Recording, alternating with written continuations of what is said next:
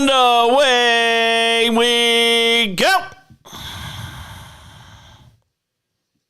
Tuesday edition of the show. All across America on SportsMap Radio.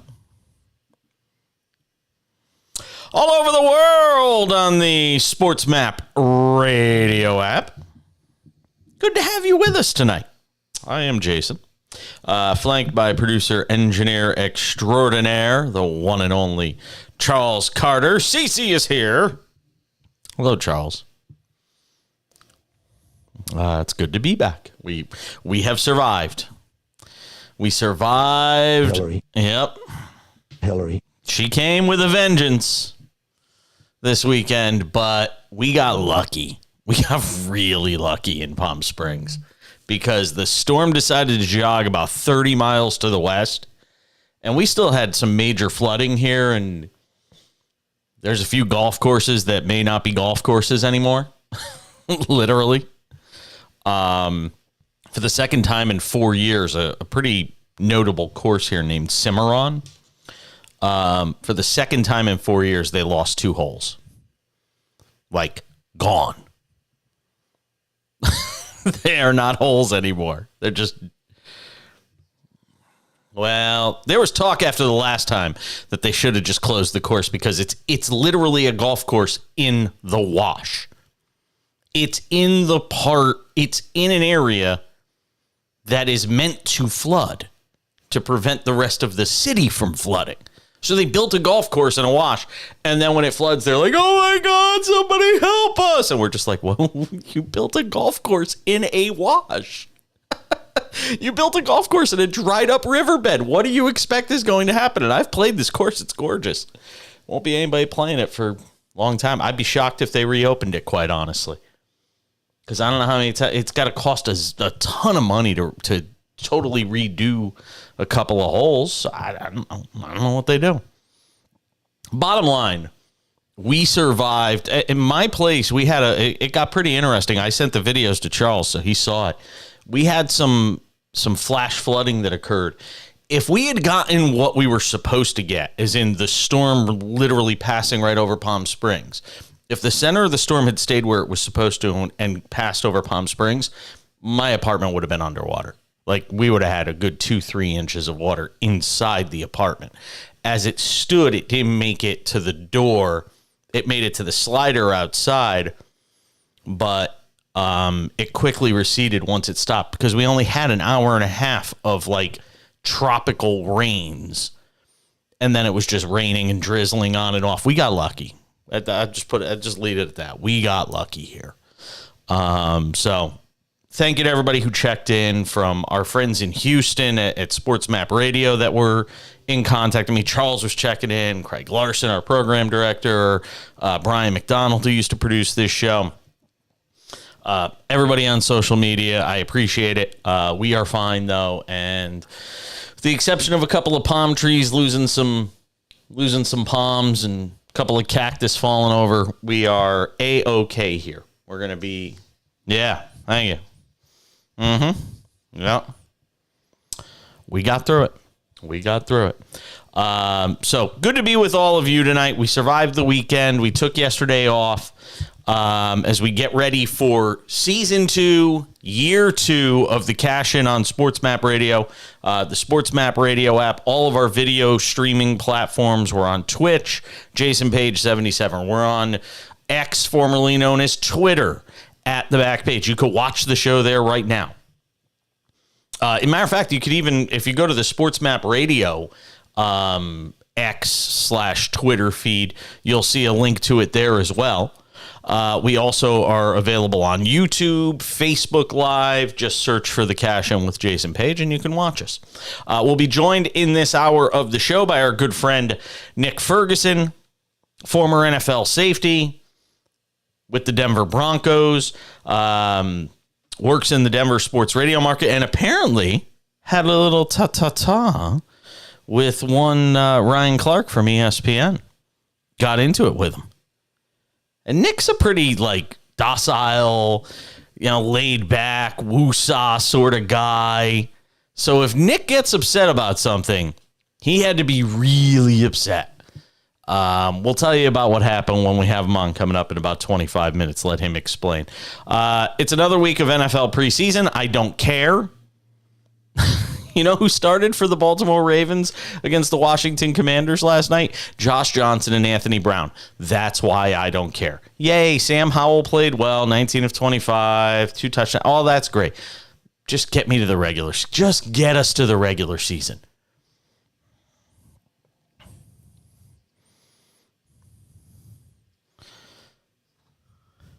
Yes. It was like 29 straight wins or something like that. It's incredible. That's incredible. Yeah. But Washington does win 29-28. And you know what? Good for them. You know what? Win. If you're going to win something, win something. Nobody plays to lose. I was bowling. It's so stupid. I was bowling last night. And I'm the 5th member of a 4-member team. So when somebody can't bowl, I bowl. Because of the show now, I can't bowl in leagues. Because we're on the air from 7 to 10 p.m. Pacific, and the league starts at basically 6:15. So I can't bowl anymore. This show has literally ended my competitive bowling outside of some tournaments I do here and there on the weekends. So last night was one of those nights where I had to fill in for somebody. And I jumped in. And I bowled really well, especially the last 2 games. First game, I used the wrong ball. So once I made the ball change for game 2, bowled 214, 208 my last 2 games. But I got up in the 10th frame last night. First of all, I should say this. We were up huge. Our team was up huge going into the 10th frame last night. Should have won all 3 games. We won the first 2. Third game, we're up huge going into the 10th frame. First bowler on our team, open frame. Second bowler on the team, open frame. Third bowler on our team, open frame. So it comes down to me, and what was a huge lead going into the 10th frame, now it gets to me. I've got to throw the first 2 strikes in the 10th, because if you know anything about bowling, in the 10th frame, if you throw a strike, you get to throw another ball. If you throw another strike, you can throw up to 3 balls. And it just never felt good coming off my hand. Threw an 8 on the first ball, and then, I don't know, strike or a 9 on the next ball. We wound up losing by 12 pins. I couldn't get it done as the anchor bowler. But it was like my team just let me down. I was so angry. And at the end of the day, I'm like, why am I mad? It's just some social bowling league. It's not like we're bowling for thousands of dollars. I've bowled people for big money. Bowled against guys who've bowled on the PBA Tour. I shouldn't have been as upset, but then when I get to thinking about it, it just reminds me of this preseason anecdote that we're talking about here with the Commanders beating the Ravens last night and going for the win and all that stuff. You know what? If I'm out there competing, I want to win. I don't care what it is. I don't care if it's Chinese checkers. I don't care what it is. If we're playing miniature golf, I want to win. And nobody should have to apologize for that. The Commanders shouldn't have to apologize for that. If you want to create a winning culture, no matter what it is you do, then you do that. Precisely, Herm. Play to win the game. Don't play to lose. What?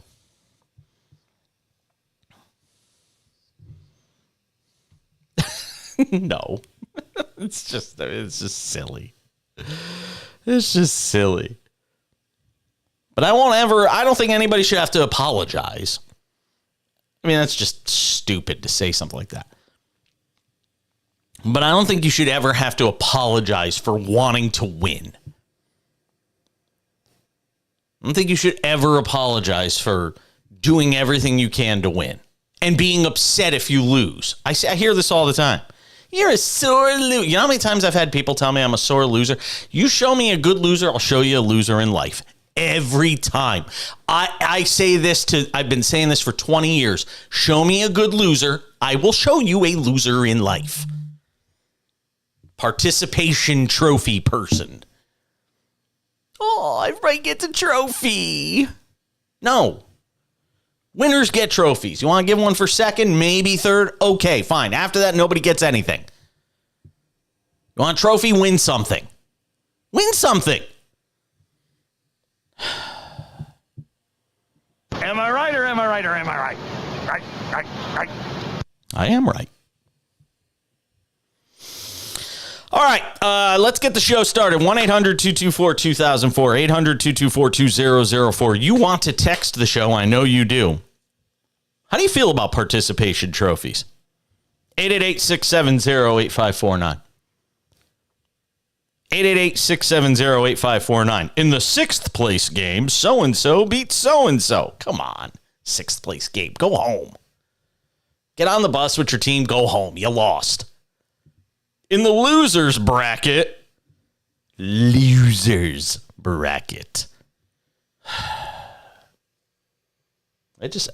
teach your kids to want to win. Teach your kids losing sucks. Right? Nope, not even a little. I've got some big news on the other side that I'm going to share with you. We want to gamify this show. We want to give you opportunities to win stuff. We're going to tell you how to do that on the other side. There's Wander Franco news and a whole bunch more. Stay with us.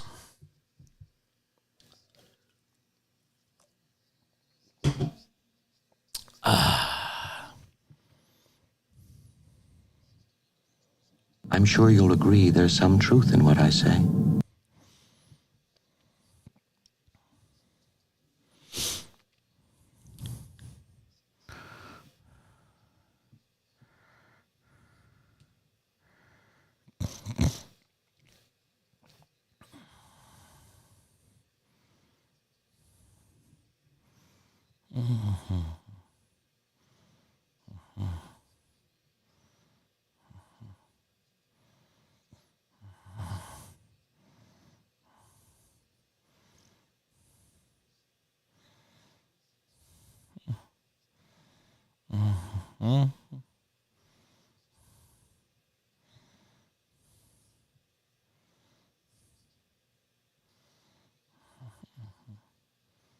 Oh, Jesus.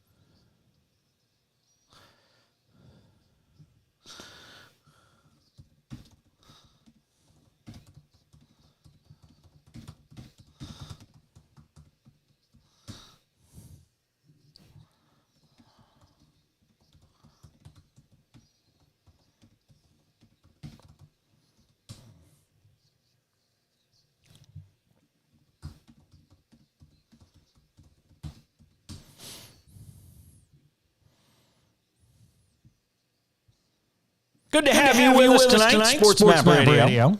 SportsMap Radio app.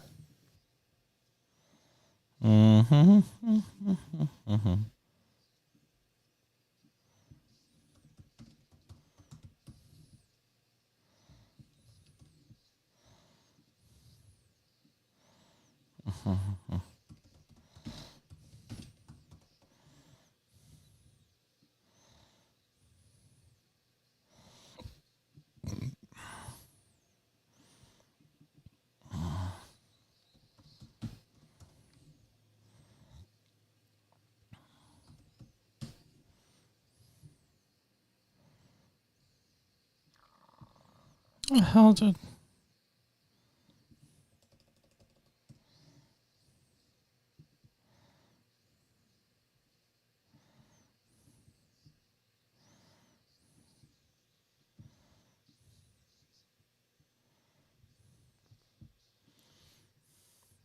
Thanks for being a part of it tonight. SportsMap Radio. SportsMap Radio app. That's amazing how people double down on stupidity sometimes. It's just, Nick Ferguson, former NFL safety, friend of the show, will join us coming up. He'll join us coming up in 15 minutes. We'll get some thoughts with him on this NFL preseason, and he could fill me in on what I missed with Denver. Bob Nightingale on the show tomorrow, USA Today senior baseball writer. We'll see where this story with Wander Franco is. Today he was put on administrative leave as this whole thing continues to play out with him and now 2 potentially underage minors that he is being investigated for having an inappropriate relationship with.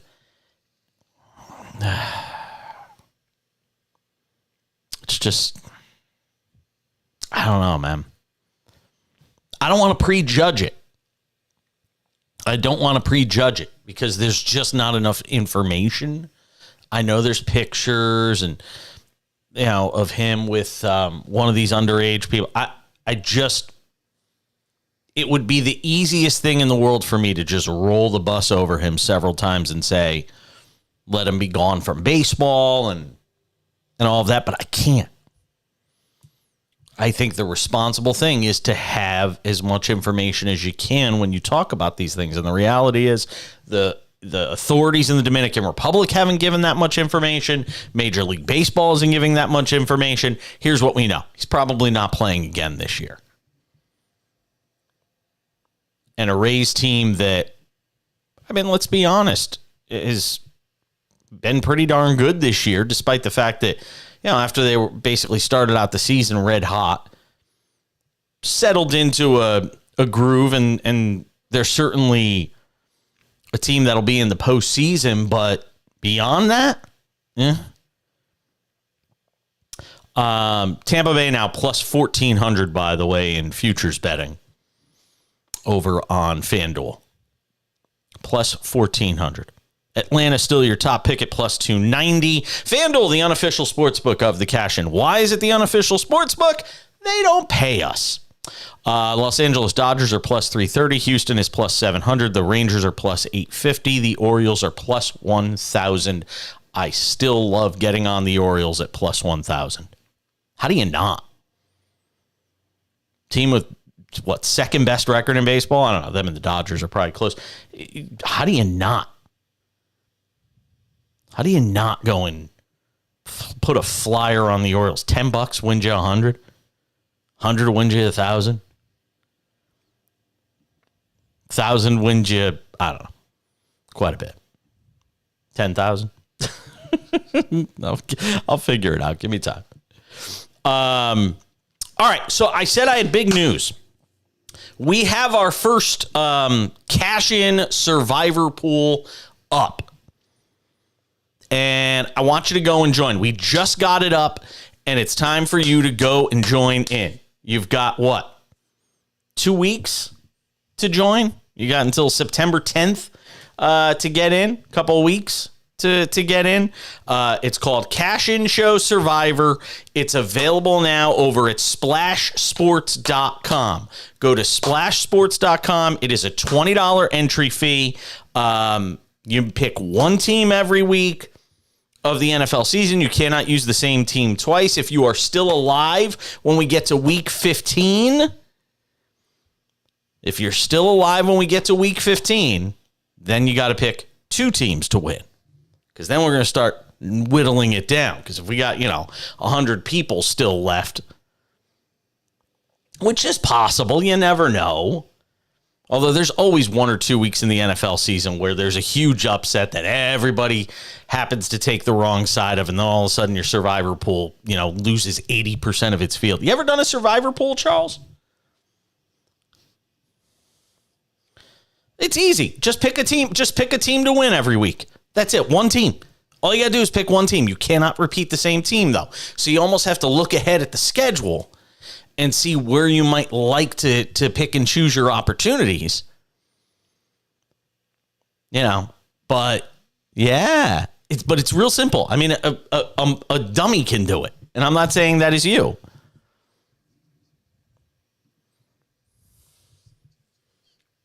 Correct. And when we get to week 15, whoever is left in the pool will have to pick 2 teams to win.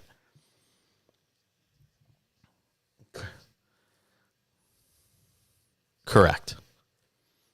Yep. Which is actually 3 weeks because it's 15, 16, 17, 18. It's actually 4 weeks. So, yeah. 15, 16, 17, 18, you have to pick 2 teams to win. But if you get that far, you've got a really good chance to win, obviously. It's $20 entry fee. It's nothing. It's $20.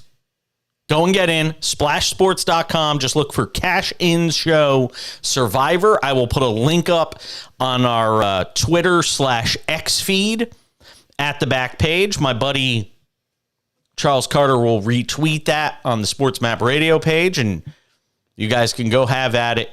Go get in our pool, the Cash In Survivor pool. And we'll see how you do. I'm going to be in it too. I'm going to get in. And I think, if I'm not mistaken, you might be able to enter multiple times if you want. So if you have one, you could have 2 different entries. So if you on a particular week want to take a couple of different teams, you could have 2 different entries. Pay $20 per entry, obviously. But I'm not sure if we set it up that way. I'll have to check the rules on it and see if you can if you could enter more than once.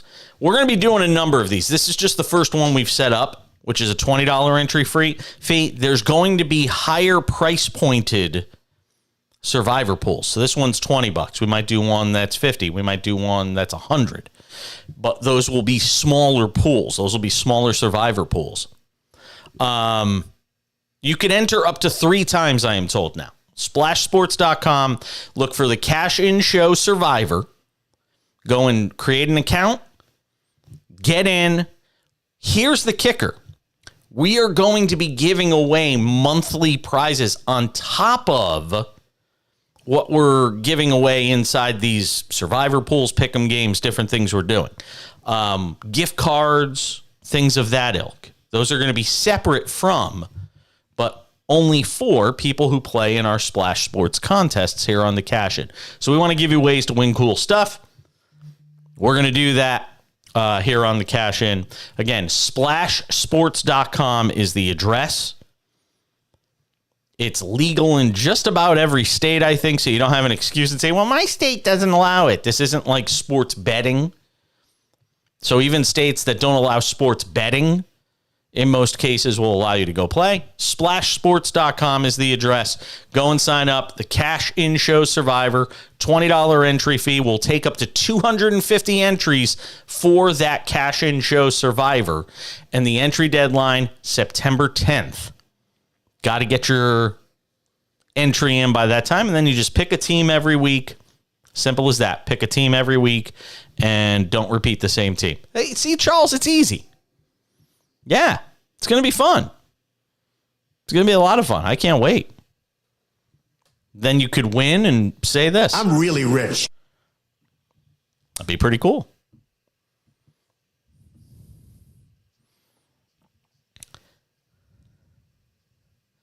By the way, this is very important to understand.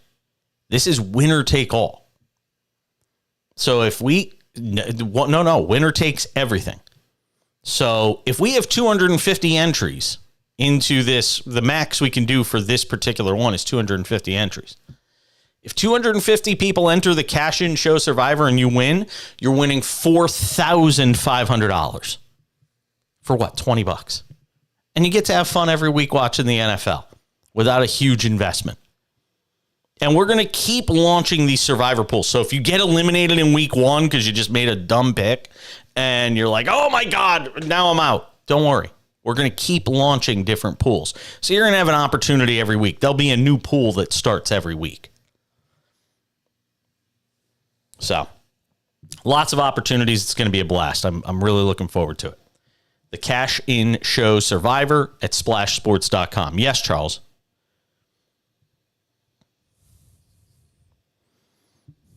Your dad just walked in? Oh, your guy. I thought you said your dad. Brian McDonald? That's my guy. That's the original housewife. He came in at a bad time. He came in at a bad time, man. We got a guest on the other side. Tell him to hang out. We're coming back. Nick Ferguson, former NFL safety, will join us next. What's up, B-Mac? B-Mac!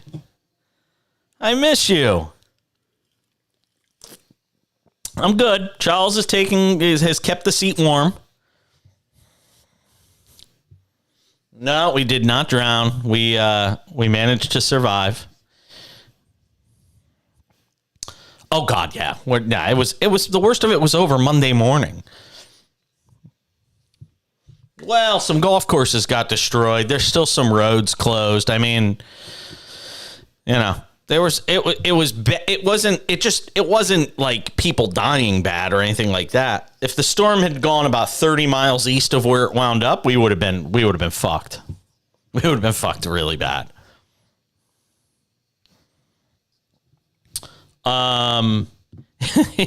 He was very anxious. No, he did not like it. He didn't like he just kept staring at the window as the water was rising because he hates pools. So I think he looked at it and was like, "Oh my God, the world is becoming a swimming pool. I'm fucked." Yeah, it was bad. Well, what if there is no tomorrow? There wasn't one today. Yeah, my Yankees lost their 9th in a row tonight. The world is ending. No. I'm not going to start spreading the news. I haven't been able to in 9 days. I don't know. He's hitting 197. He may not get there. I think so, but that's not a given, man. That is not a given. All right. I'll see you later.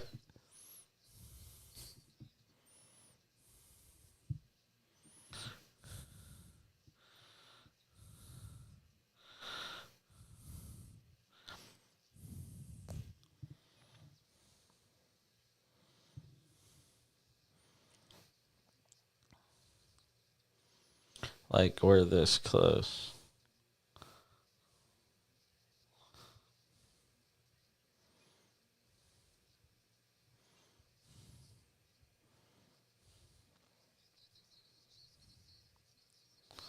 Okay.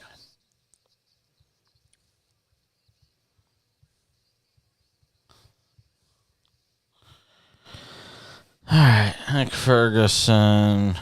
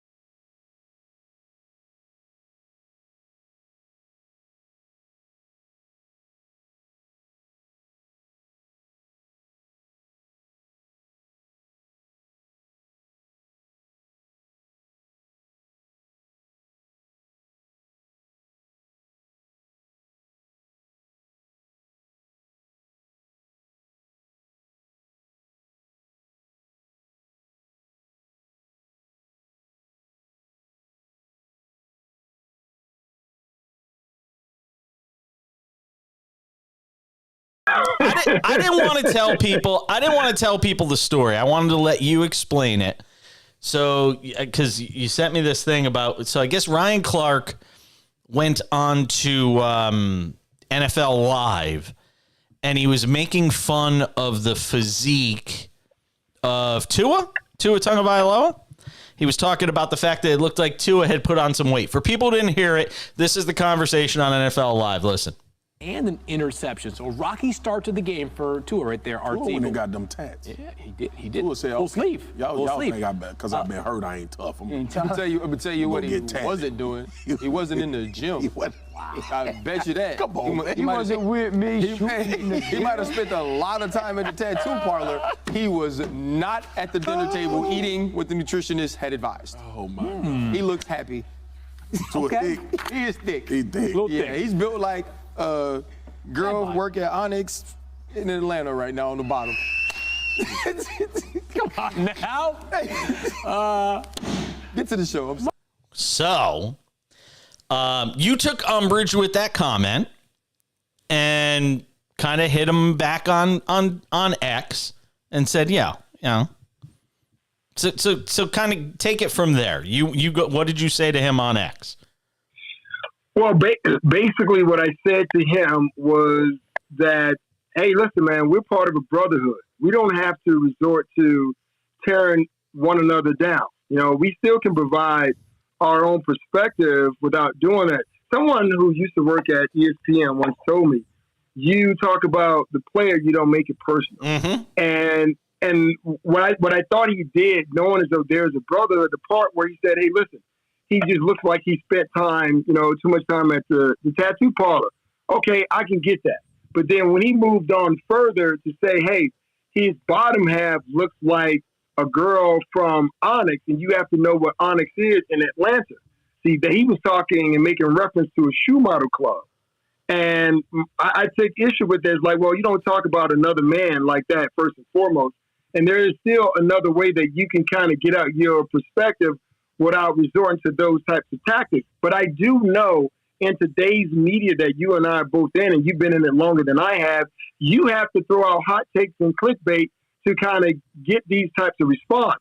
So I was trying to put it out there to say, this is not the way that we do it. You don't body shame people. There was someone else during the NBA playoffs who said that Nikola Jokic, looked like a big tub of lard. And I'm like, wait a minute, when you do that and you're on a national show, you make other people feel as though they can do the same thing. Yeah. So that was kind of my message to him. And then he hit me back with me being soft and all of this stuff and hitting me with all his accolades. And I'm like, wait a minute, bro. He won an Emmy because he shed some tears when Damar Hamlin almost got killed. Oh, my God.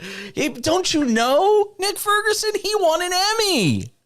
And I'm like, listen, man, you don't have to come at me with your accolades. Good for you. Bravo. But that wasn't the topic of conversation. So you were diverting from the topic of conversation, which is we don't need to do these types of things, because when you say that on national TV, you give others, once again, the ability to do the same thing. And that seems to be, for me, part and parcel the problem in our country. Yeah. And Marcus Spears is sitting there laughing it up the most, and Marcus Spears looks like he ain't missed too many meals either. So I mean, it's pot calling the kettle black too. You know what I mean? It's like everybody's sitting up there laughing on it. Dan Orlovsky, who loves to clutch his crucifix, he's the Christian. That ain't very Christian. What Ryan Clark is saying, and Dan Orlovsky's sitting there laughing like it's so funny, and I'm sitting there going, Dan, you're such a friggin' phony. You're such a phony, man. Well, my whole thing was, JP, was just because everyone laughed, and that was kind of, Ryan Clark's justification. Everyone laughed, they laughed on social media. Just because everyone laughs doesn't make it right. Of course. This is why kids have a lot of body image issues, because everyone's laughing. Mm-hmm. But he's not willing to see the big picture, because he's looking at how many followers he has and how many people were laughing. But not everyone was laughing at that idea. No. They're absolutely not. Let me ask you something. Let me switch gears away from that for a second, because there's so many clowns over there at the quote worldwide leader that we could spend all day on this stuff. I got something on Stephen A. Smith later where Lonzo Ball just made him look like an idiot. I saw that. Oh my God, Lonzo! Bless your heart, Lonzo Ball, and Stephen A. Smith looking the fool.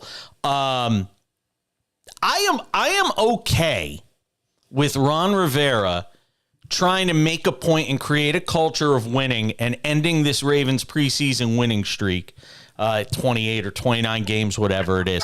I don't have a problem with it. In fact, I think it's great.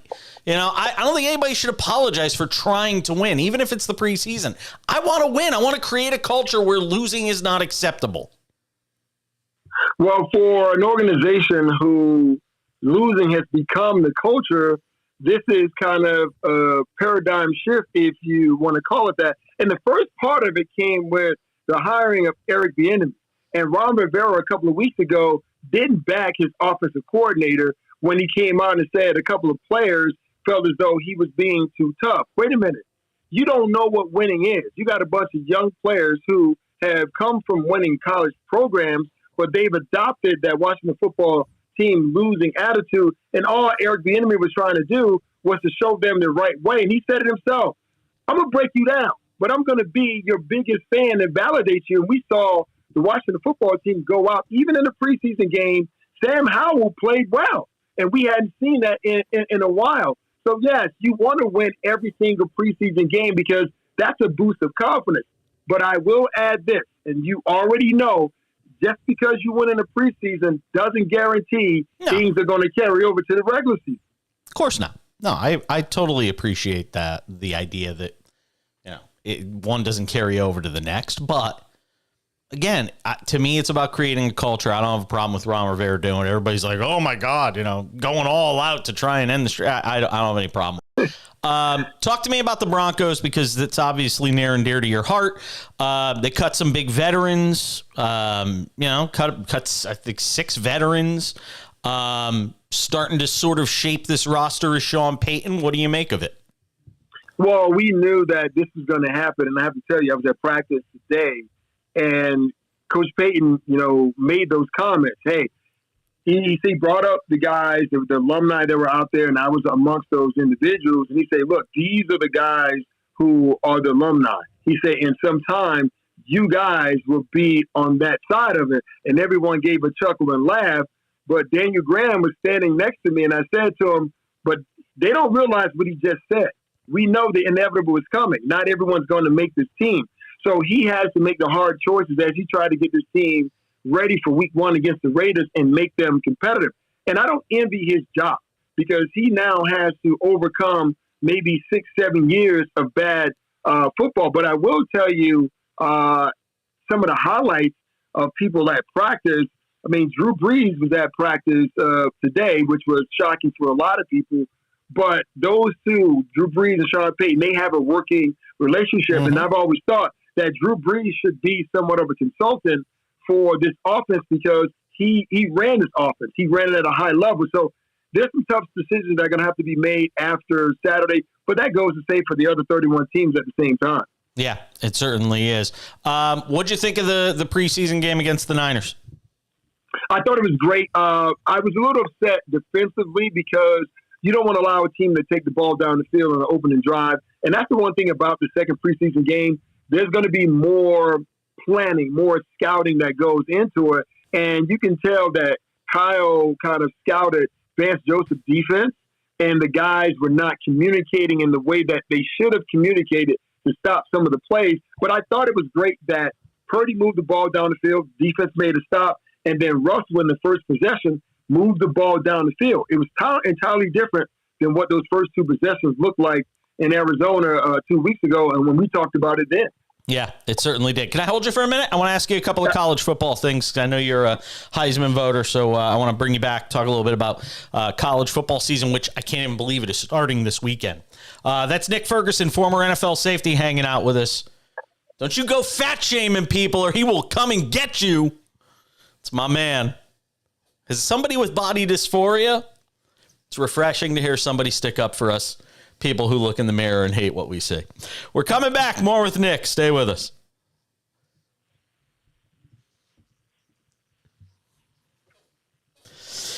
It's one of the three things I go to a therapist.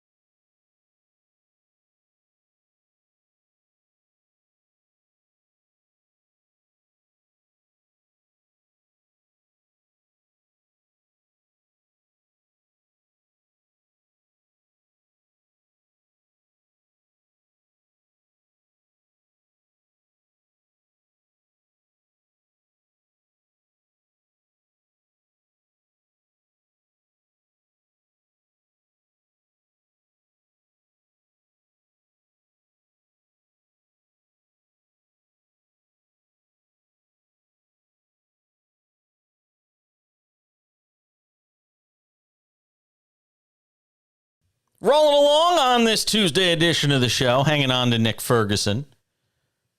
Just talking about hypocrites during the break. You're hypocrites, all of you.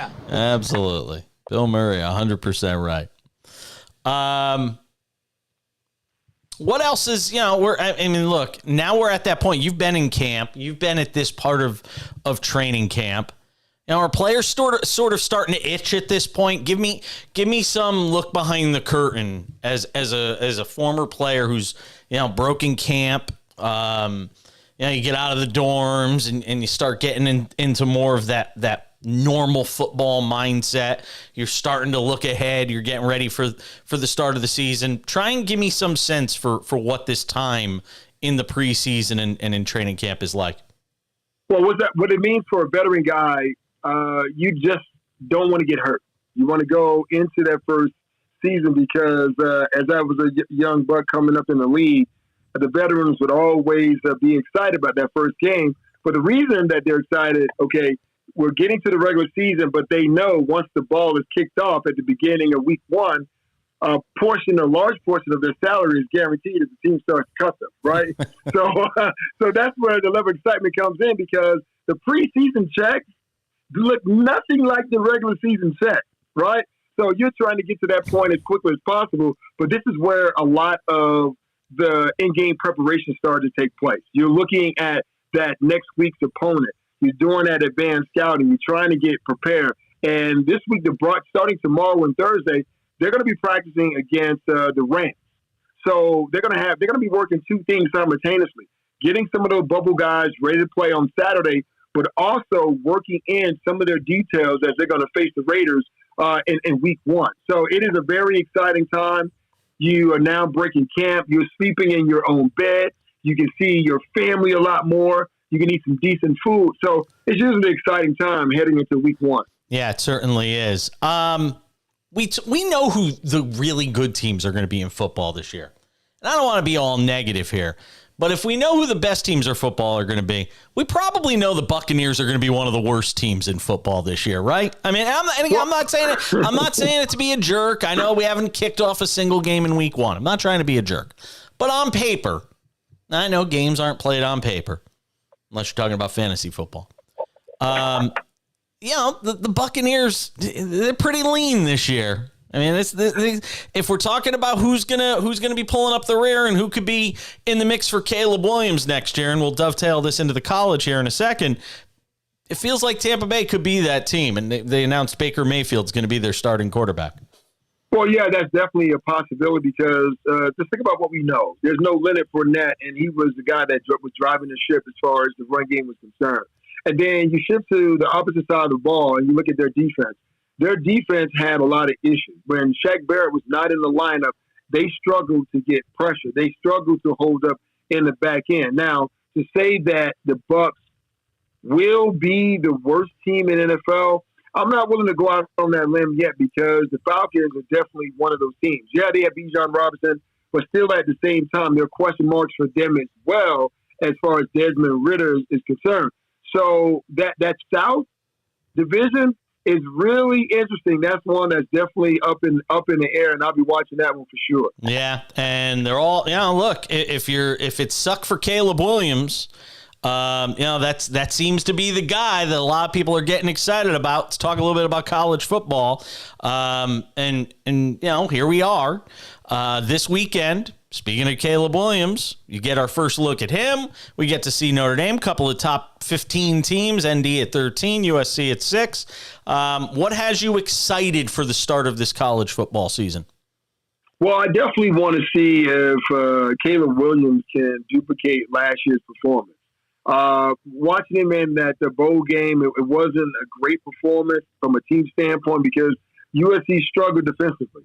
I mean, he was laboring out there as a player, and he still has a lot of talent. When you talk about the fact that, Cliff Kingsbury is out there being part of that USC staff, that says a lot. And they want to put up some numbers. Now, they lost some weapons too, but offensively, I think they're going to be all right. The question for USC is, can they slow anyone down? That's going to be the biggest question moving into the season. But I'm also excited to see Coach Prime in his debut against TCU. That's a game that everyone is kind of looking for as you roll your eyes. Coach Prime. Wait a minute, because now all the hype would now be over. Now Yes. we get a chance to see what it looks like. I agree. Right? I want to see it on the field. If this team Yes. goes, 2-9 this year or 4-7, I don't want to hear about, well, he's inheriting such a bad situation. You have to give him time. I don't want to hear all the hype for Dion and see this team go 4-7 this year. Well, let's be realistic about the situation, too. I know what you're saying, that's going to be the national narrative. Okay, well, there was all this hype surrounding around this team, and they didn't go out and they didn't perform. Really, let's be realistic about the situation. How many wins are you predicting out of the gate for this team this season? How many wins have you given us? I'd have to go through the schedule some more. Okay. Well, initially you said something about 4 wins. They were 1-11. Yes. So even 4 wins is a whole lot better than they received last year.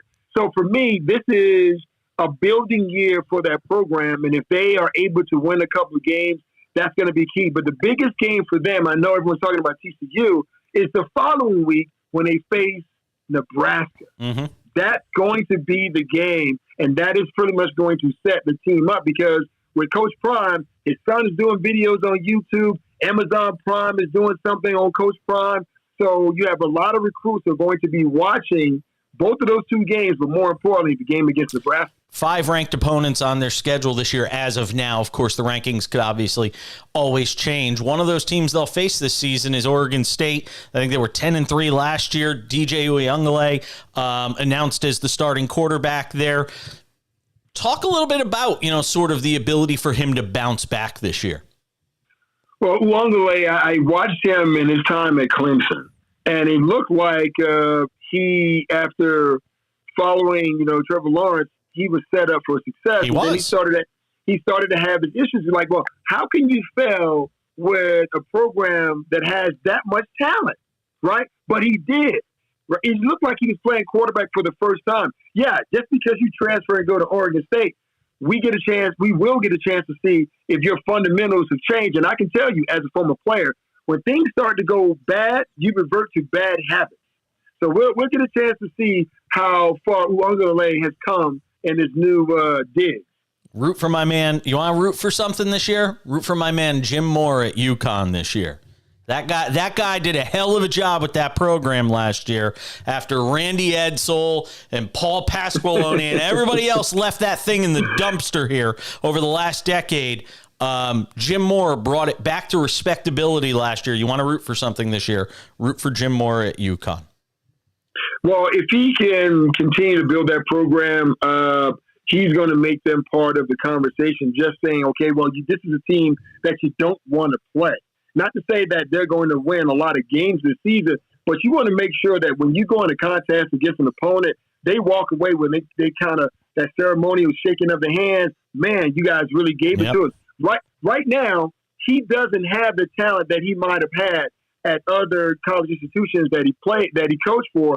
But you just know that you want to be competitive, and hopefully they're that way this season. Yeah, absolutely. That's Nick Ferguson. Does a great job. Catch him on X/Twitter, duking it out with other former NFL players. I love it. I love you, man. I really do. I have so much respect for you.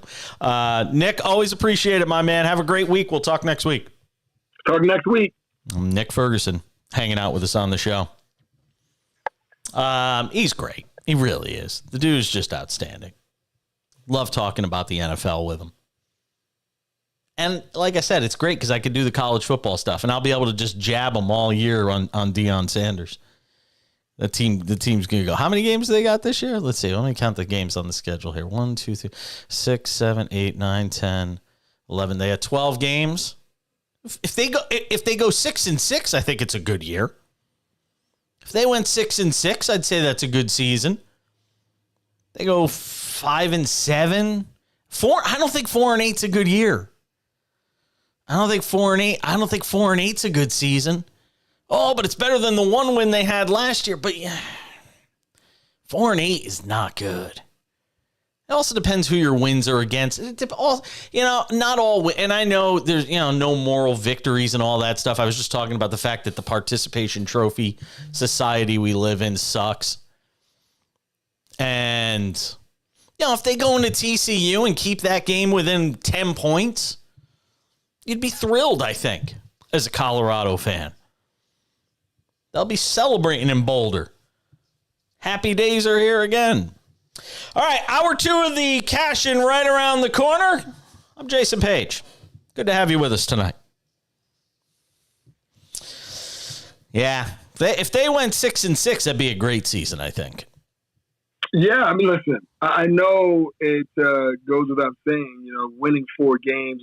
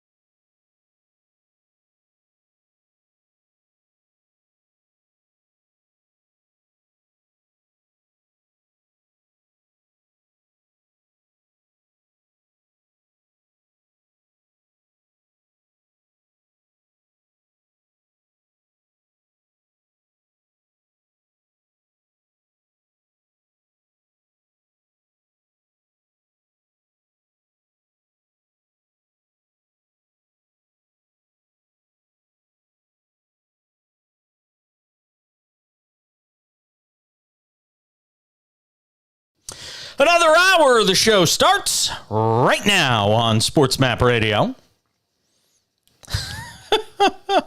and the SportsMap Radio app.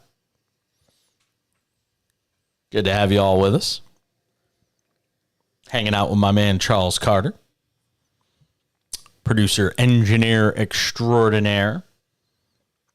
Our regular nightly producer engineer. It's such a wonderful thing. If you have not done so yet, go and jump into our Splash Sports Survivor Pool, the cash-in Survivor Pool. The very first one for the 2023 season is up. It is for cash-in listeners and viewers of the show. We're even going to put a QR code into the video feed of the show. So you'll be able to just scan. You can go to the video feed of the show, scan the QR code, and get in that way. Splashsports.com. It's $20 to enter. We're doing a maximum of 250 entries into this, which would mean first place, the winner of the Survivor Pool, gets $4,500 if we fill it up with 250 players. And we're going to be doing lots of these. There won't just be one. There's going to be many different price entry points. Some of you might be high rollers and want to get into less entries, but more money. And some of you might want to do ones with more entries that cost less to enter. We're going to have all different kinds available for you every week here on the show. So go to splashsports.com, look for Cash In Show Survivor. You'll see my picture there. Simple as that. Charles, you're going to enter, right? You got to do it. Yeah, you got to do it. Got to do it. $20. Chance to win a lot more than that. I would do it. You know what I can't wait for this week, by the way? I know he's going to campaign on it, but I can't wait. This week, Donald Trump's going to have his mugshot taken. I love it. Yeah, there you go. Ba-da-da-da-da-da-da. Oh, I love it. I'm really rich. Yes, you are. You're still getting your mugshot taken. I love it.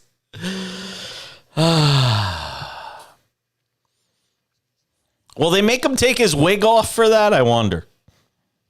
Make him take that. Will they make him? Will they make him? Will they make him take the dead animal off the top of his head in order to take the mugshot? That's what I'm wondering.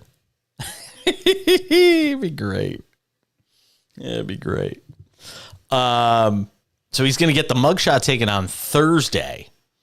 So they're going to have this Republican debate on Wednesday night, where everybody but Trump is going to be there. And then he's going to do some counter programming thing where he's being interviewed by Tucker Carlson on Twitter. Well, now an X. And then on Thursday, he's going to try and preempt all the coverage of the debate from Wednesday night by going and sucking all the oxygen out of the political news world by going and getting his mugshot taken and turning himself into authorities in Fulton County. Hello to our friends listening in Atlanta, by the way. We love you guys down there.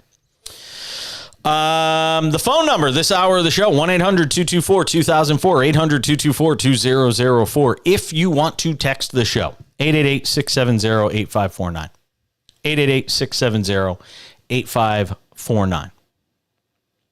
That's the way to enter into the show. Don't you have some kind of a line that you keep open for emergencies or for celebrities? I'm both. I'm a celebrity in an emergency. That was me this weekend. That was me this weekend, trying to survive the effects of Hillary. Yep. I was a celebrity in an emergency. No sandbags. I saw all these people filling sandbags up on Saturday. It was great. I didn't fill up any sandbags. Didn't have to carry any giant sandbags around. Don't have to figure out where I'm going to empty the sandbags. Nope. I played it fast and loose with Hillary. We came out just fine. Came out the other end. Keep an eye on the scores in Major League Baseball. We'll get you up to date on everything going on there coming up about 10 minutes from now on the show. So, what'd you say? Oh, Dave. Oh, you were talking to me. Were you in my ear or were you in my ear? Oh, okay. Dave, Connecticut. All right. All right. Dave in Connecticut, P1 of P1s. Dave, have you signed up for the cash-in show Survivor yet?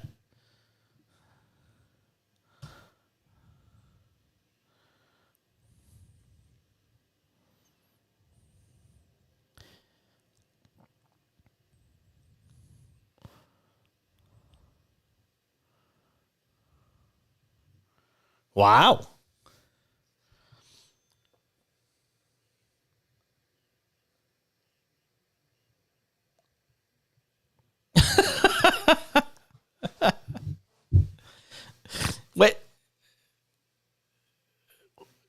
Wait a second. Time out. You said you miss your kids. Do you miss the wife? I mean, come on. You got it. I mean, come on.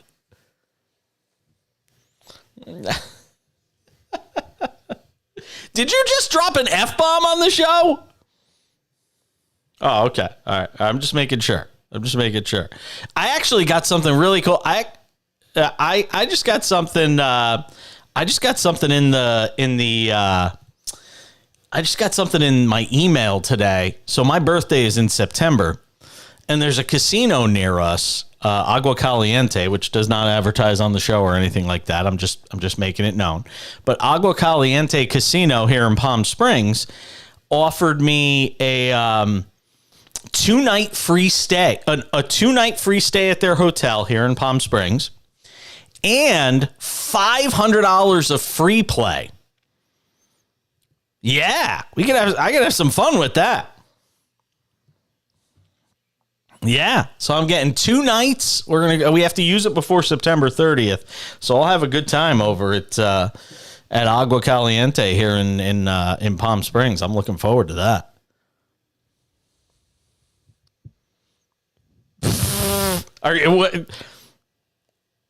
Come on, man, you're a big timer. You don't need me to pay for anything.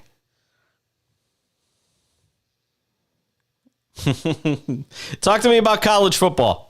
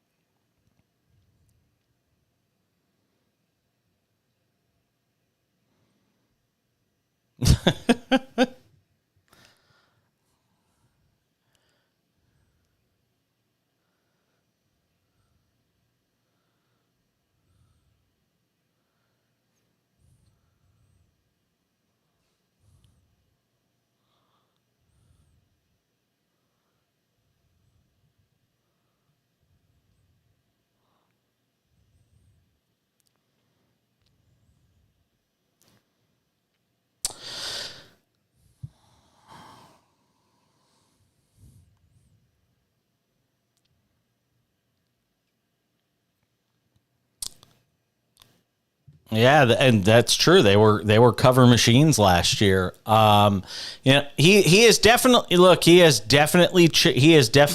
the culture with that program in a similar way, by the way, to the way Randy Edsall did his first go around at UConn. He has changed the culture because Randy Edsall did that his first go around. Then he left. Then it all went to hell. And even he couldn't rescue it in his second stint as head coach. And, then Mora came in. I mean, they were close to shutting down that program altogether. That's how bad it was. Because it's like, I mean, there's no point in spending money like they were on this program to be as bad as it was. And Jim Mora literally rescued that program.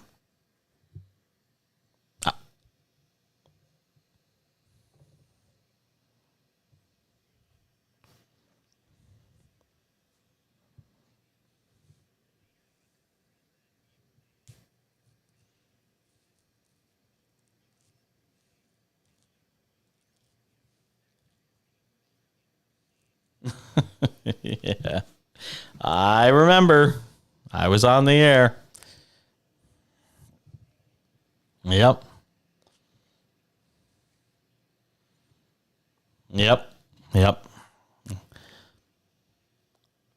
He took it. I mean, look, yeah, I appreciate the call, Dave. He took his shot. He took his shot at trying to turn around the Maryland Terrapin program when UConn let him go. That didn't go well. And then he found himself back at UConn. And it's like anything else. The sequel's never as good as the first one. In very few instances is the sequel ever as good, even close to being as good as the first one. And Randy Edsall at UConn was just that. But I think UConn's going to be fun to watch this year. Get an ACC opponent right out of the gate with NC State. We're coming back. We'll update you on what's going on around baseball tonight. Pennant races, wild card chases, a whole bunch more. It's the Cash In on SportsMap Radio.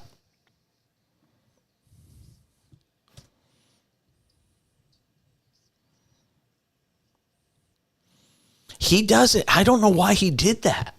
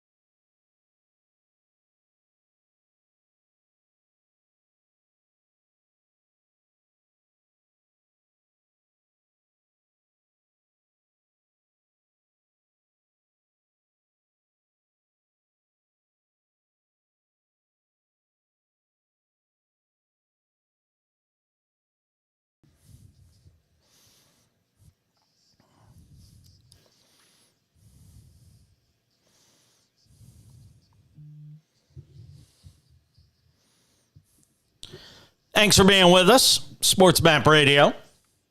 SportsMap Radio app.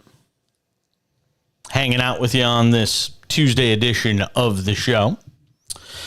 Baseball, wild card races, pennant chases. Can you believe the New York Yankees have lost 9 games in a row. First time since 1982. I was 5 years old. I wasn't even. Matter of fact, I wasn't even.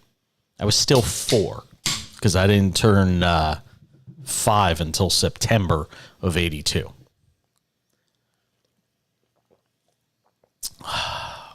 Could you be that bad? What do you mean?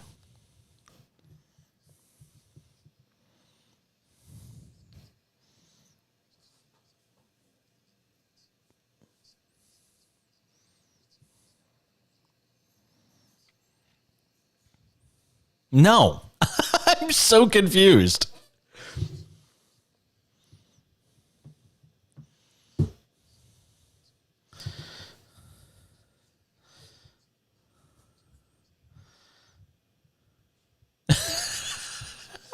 No, it just makes no sense. Your age is what your age is. Why does it? I don't understand.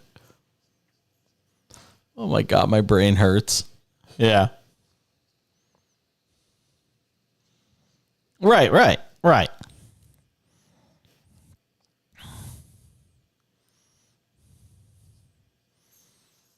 Why are you 2 years ahead of the year?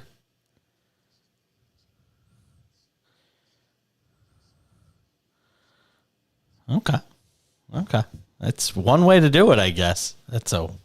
Wow. Okay. I'm so confused right now. Inconceivable! Yeah. I'm just. Wow, you just brought this down. My brain is still like, I'm still like when you see the spinning wheel on your phone, that's kind of what's going on with my brain right now. It's kind of just in spinning wheel mode thinking about that. 77. Yeah.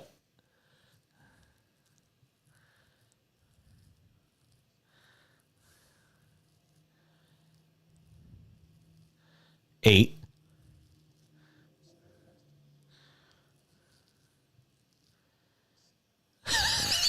Oh my God. Is this happening right now? What if it was 91?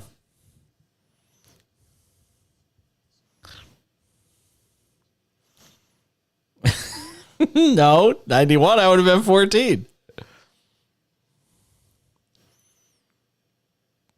I've never been more perplexed in my life at anything you've ever said.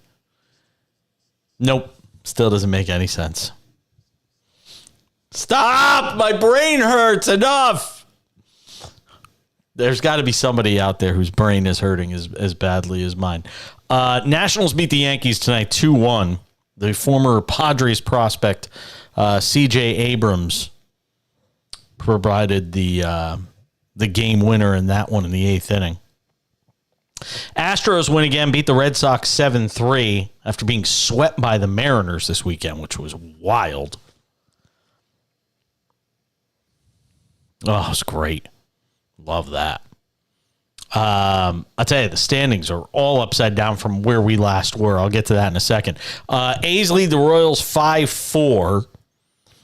Bottom of the 5th, battle of the 2 worst teams in baseball. How many people do you think there were for A's Royals last night at Oakland Coliseum? The 2 worst teams in baseball. What was the attendance? I got to see it. 3,095 was the attendance last night. Wow. Whew. I would have actually thought it might be less. I'm sure the actual in-stadium attendance was way less than that. 3.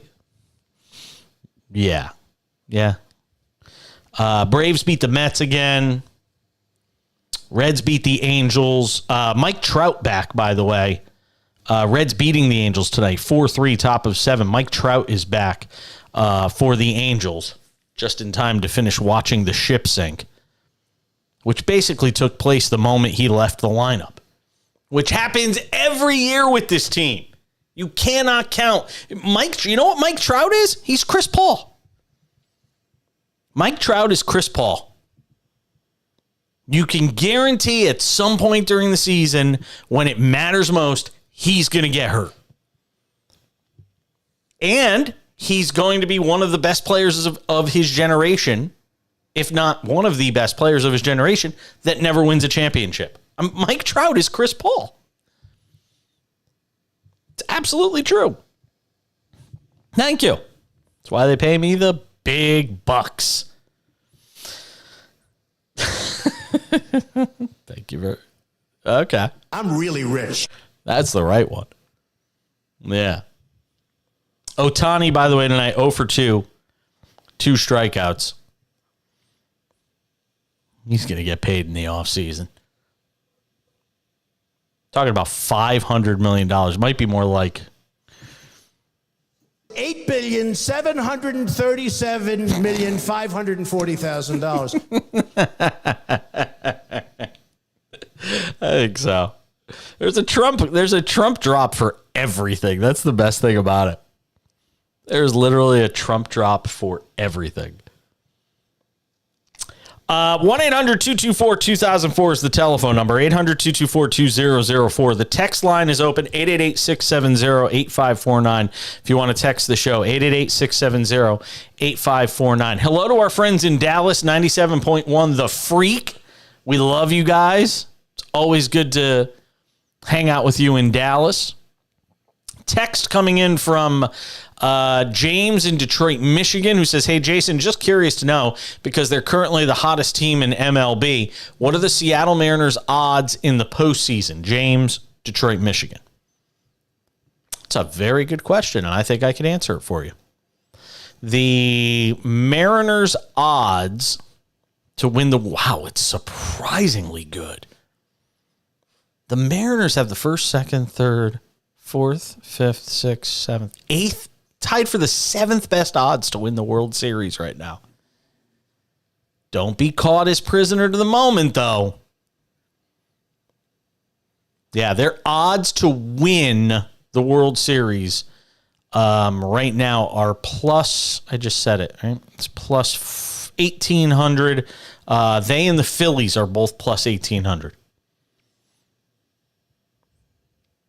Put $100 on them, win 1,800 if the Mariners win the whole effing thing. Now, it's not probably going to happen, but I'd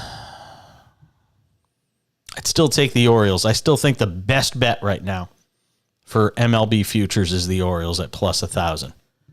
Not getting a good enough price on the Braves. Dodgers plus 330, not a good enough price. Astros plus 700. I still can't believe the Astros price is that good. The Rangers plus 850, Orioles plus 1,000, Rays plus 1,400, Phillies plus 1,800, Mariners plus 1,800, and then it goes downhill from there. What if the Yankees drop too? The Yankees are... Oh, my God. We've officially hit this number for the Yankees. Are you ready for this? The Yankees to win the World Series. I almost feel like I have to put $100 on this just in case something crazy happens and the Yankees win like 17 of their next 19 games. Do you know what the number is on the Yankees right now, Charles? Sure. Plus 100,000. You put $100 on the Yankees right now, you win $100,000. $10 billion. It might as well be $10 billion to me. $100 bet on the Yankees right now to win the World Series would win $100K. Let's see. Let me try and find a rationale for this. Hold on. Yankees are 5 games under 500. They're 60 and 65. Oh, I can't do this in good conscience. They're 10 games back in the wild card. It's over. I can't. There's a reason they're plus 100,000. They're 10 games back in the wild card right now. And it's all because, Seattle has just been insane. 8 in a row. 71 and 55. They're now the 3rd wild card. Toronto is on the outside. They're the first team out. Boston is slip sliding away. Feels like it's a 4-team race for the 3 wild card spots right now. All right, we're coming back. More to do in this hour of the Cash In. College football tickets. We'll get to it.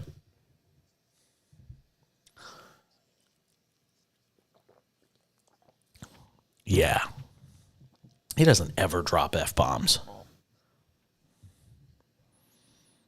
No, ever, never. And he's been calling my shows forever.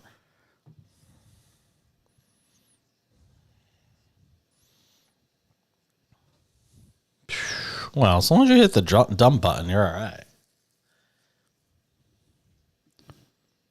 It's not a tumor. I'm afraid I can't do that. You're fired. There you go. You're fired. Be Craig Larson tomorrow. You're fired.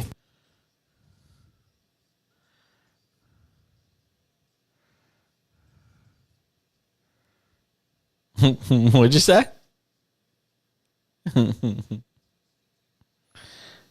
He's not the best color man in the league for nothing, folks.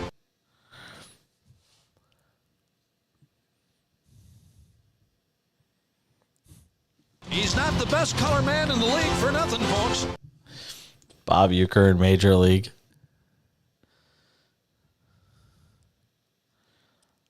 I've only uploaded about half. I mean, I'm gonna have so many pages to this thing by the time it's all done.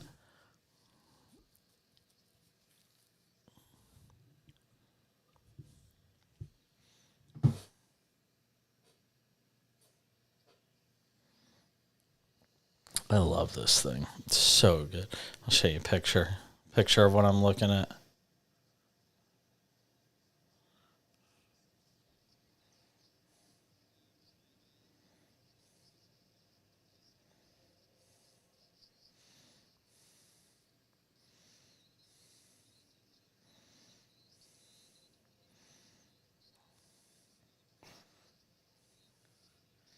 I just sent you a picture. That's the new button bar program.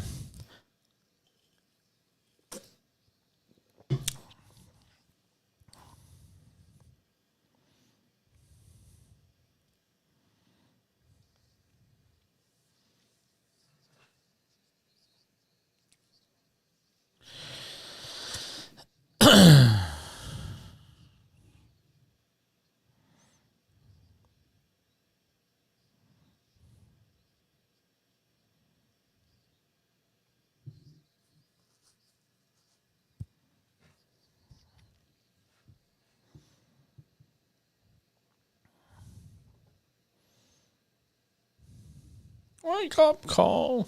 Yeah. Yeah, it's good. Only $5. It's pretty user friendly too.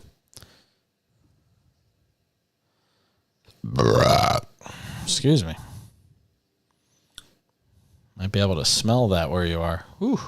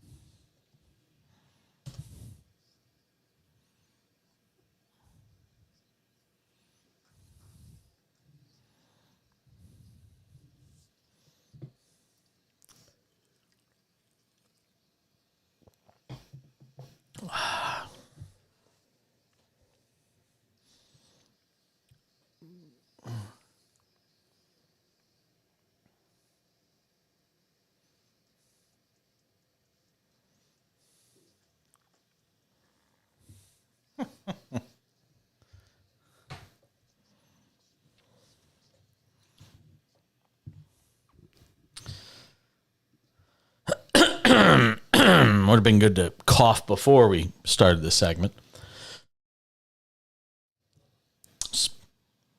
Ooh, man. I have a cough button. I just don't use it.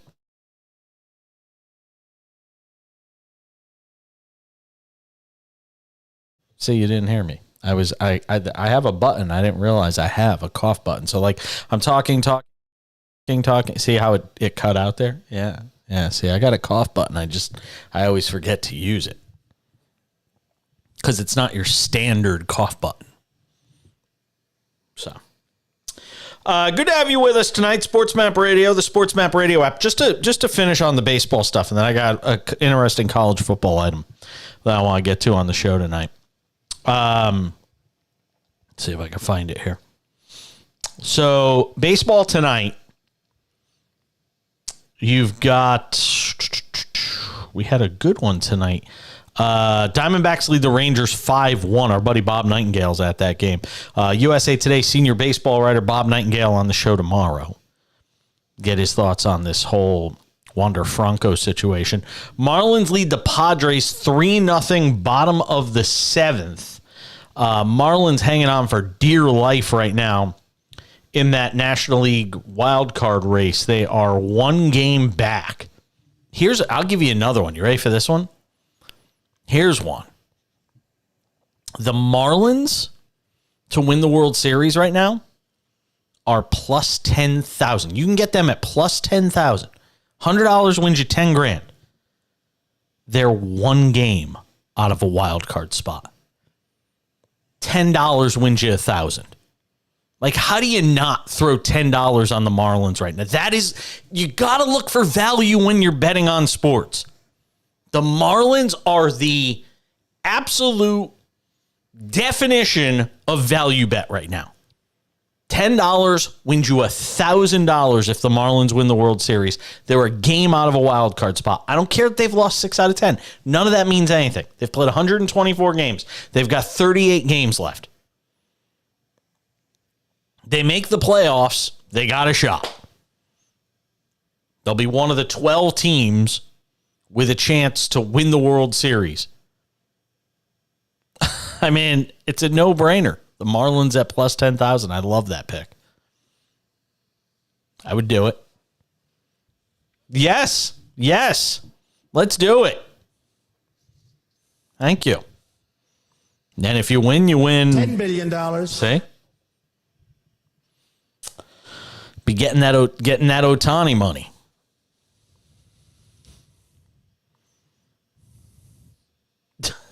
There you go. See?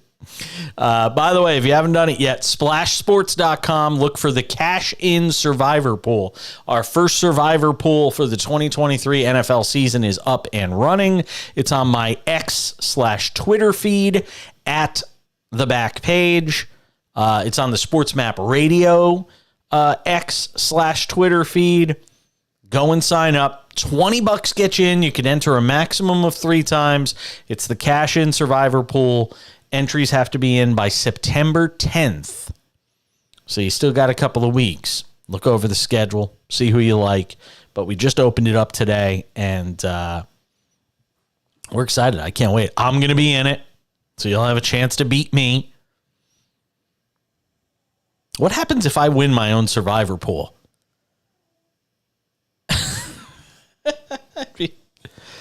It's a great question. I don't know the answer to that. What happens if I win my own Survivor Pool? If I enter my own Survivor Pool and win? I'll tell you what. If I win my own Survivor Pool, I'll donate it to charity. How's that? If I win my own Survivor Pool, I'll donate it to a charity. That's what we'll do. I'll donate it to a charity in the name of like one of our listeners or something like that. That's what I'll do.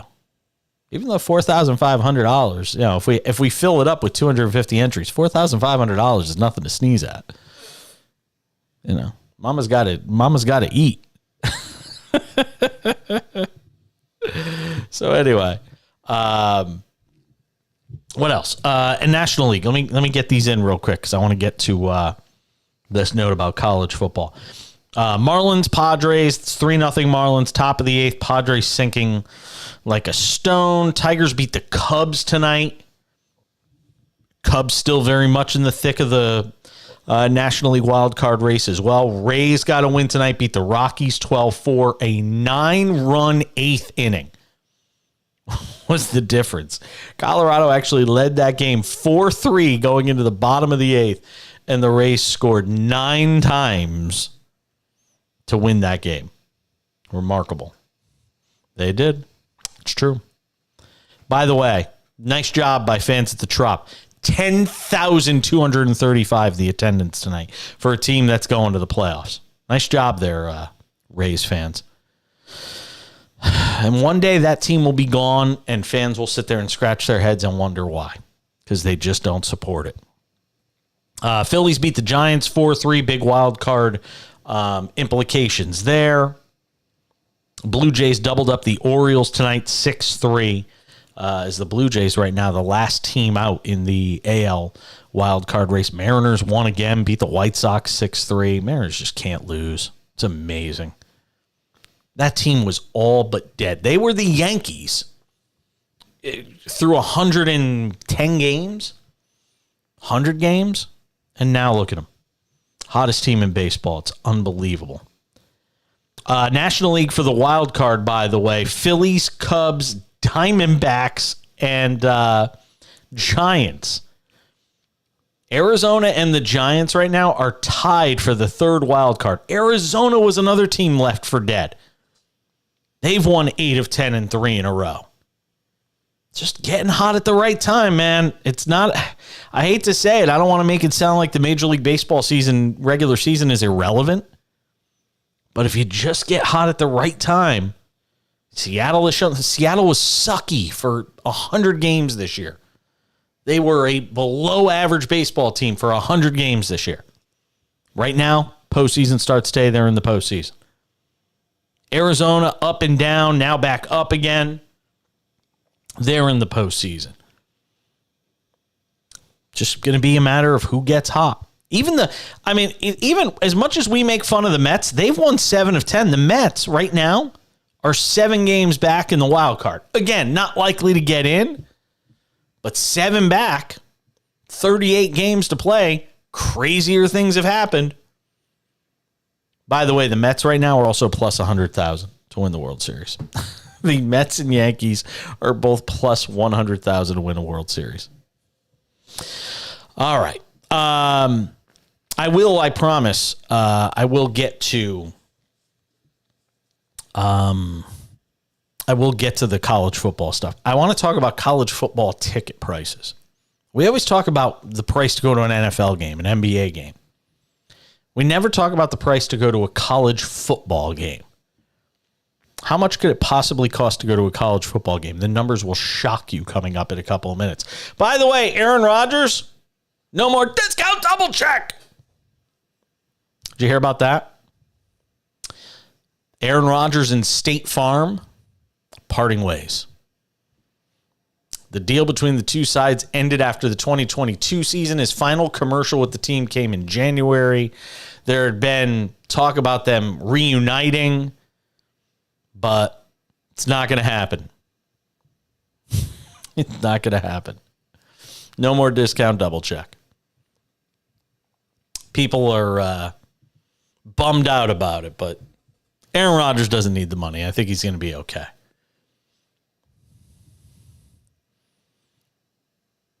It was more about the guy in the commercial than it was him. The guy that was like, Rodgers, discount double check. It wasn't about Rodgers. It was about that dude. Aaron was the straight guy in the ad. You know what I mean? So yeah, I would say no. By the way, congratulations, Scott Van Pelt, who I really enjoy.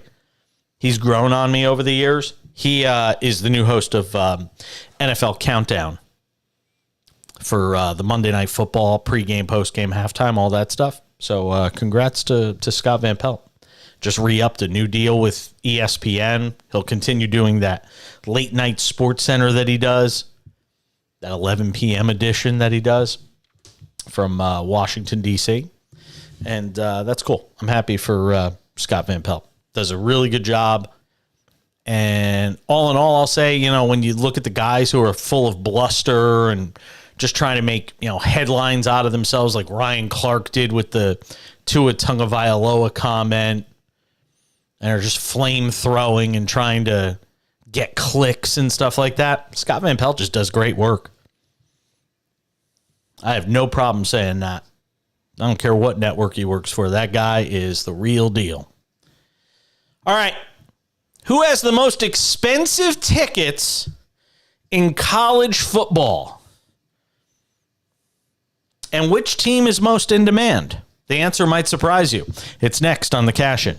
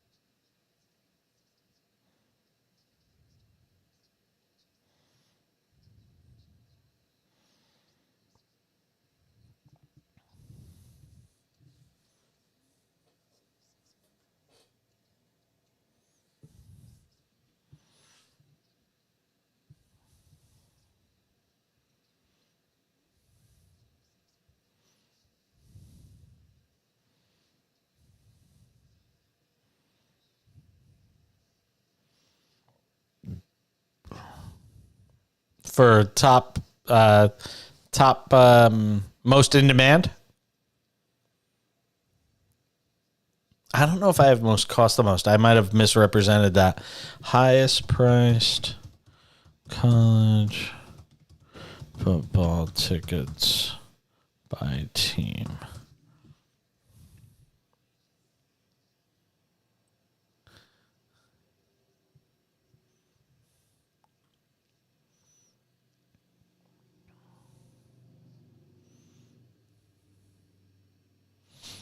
Hold on 1 second.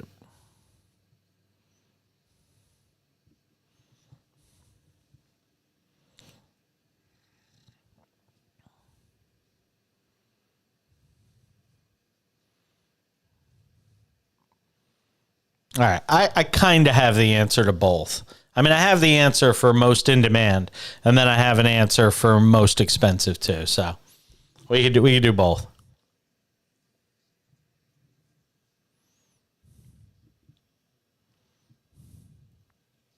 I'm really rich.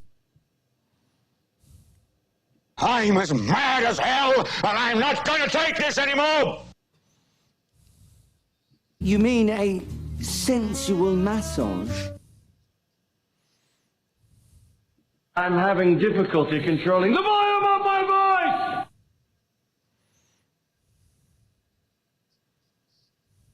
What, did he hit a home run? Why, did he just do something? He was 0 for 2 tonight. Oh, okay.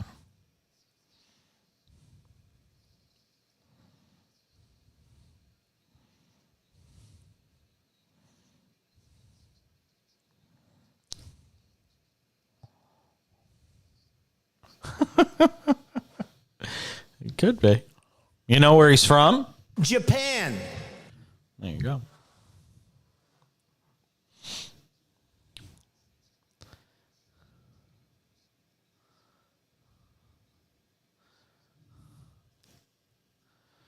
He's not from China.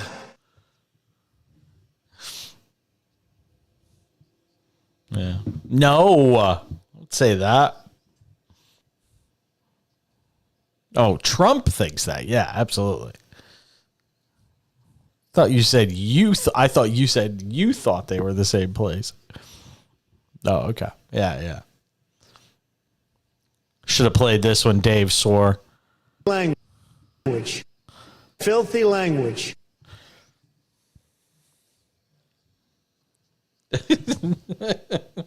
You're supposed to.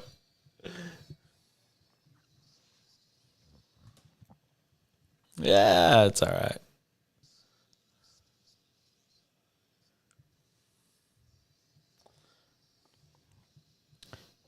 All right. Let's have some fun here. SportsMap Radio, the SportsMap Radio app. Two interesting things. One, the most expensive college football experience this season. I'll tell you about that. And who has the most in-demand tickets this season? Whose tickets are most in demand, according to StubHub? And which college football team has the most expensive game day experience? Which, tickets, parking, all of that stuff. We're going to find out just how smart our producer is, because at the end of the day, we'd rather make him look bad than make me look bad. So him asking me would make me look bad. Me asking him, well, kind of works the other way around, right?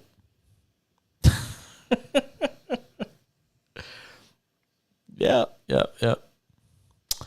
I had something here for that. I can't remember. All right, so here we go. Let's do most in-demand tickets. We'll do ticket prices first. There we go. 10 most expensive game day experiences according to oddspedia.com. That's your go-to source. All right, Charles, producer, engineer extraordinaire. Who do you think has the most expensive in the top 10 most expensive college football experiences?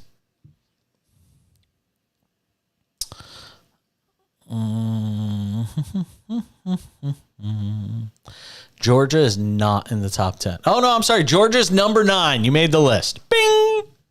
There you go. If this was like we need the Family Feud thing, like when something is in the top number of answers, you go ding. That would be what we would do there. That works too. I'll settle for that. Georgia is number 9. Total cost $230. Cost about $200 to watch the Bulldogs play home games. $20 for parking, $5 price tag for 2 sodas, which is the same price for 2 hot dogs. See, so that's interesting. The food and bev is actually cheap.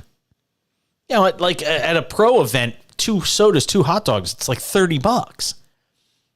But at college football, they bang you for the tickets still, $200 for 2 tickets. That's interesting. It's very interesting. All right, so Georgia's number 9. Give me another one.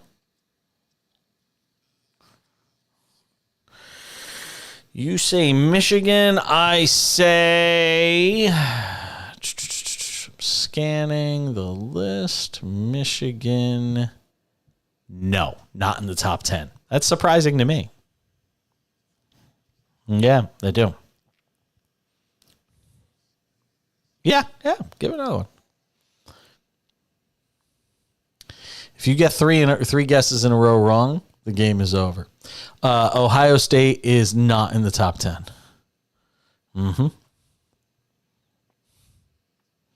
Got 1 left.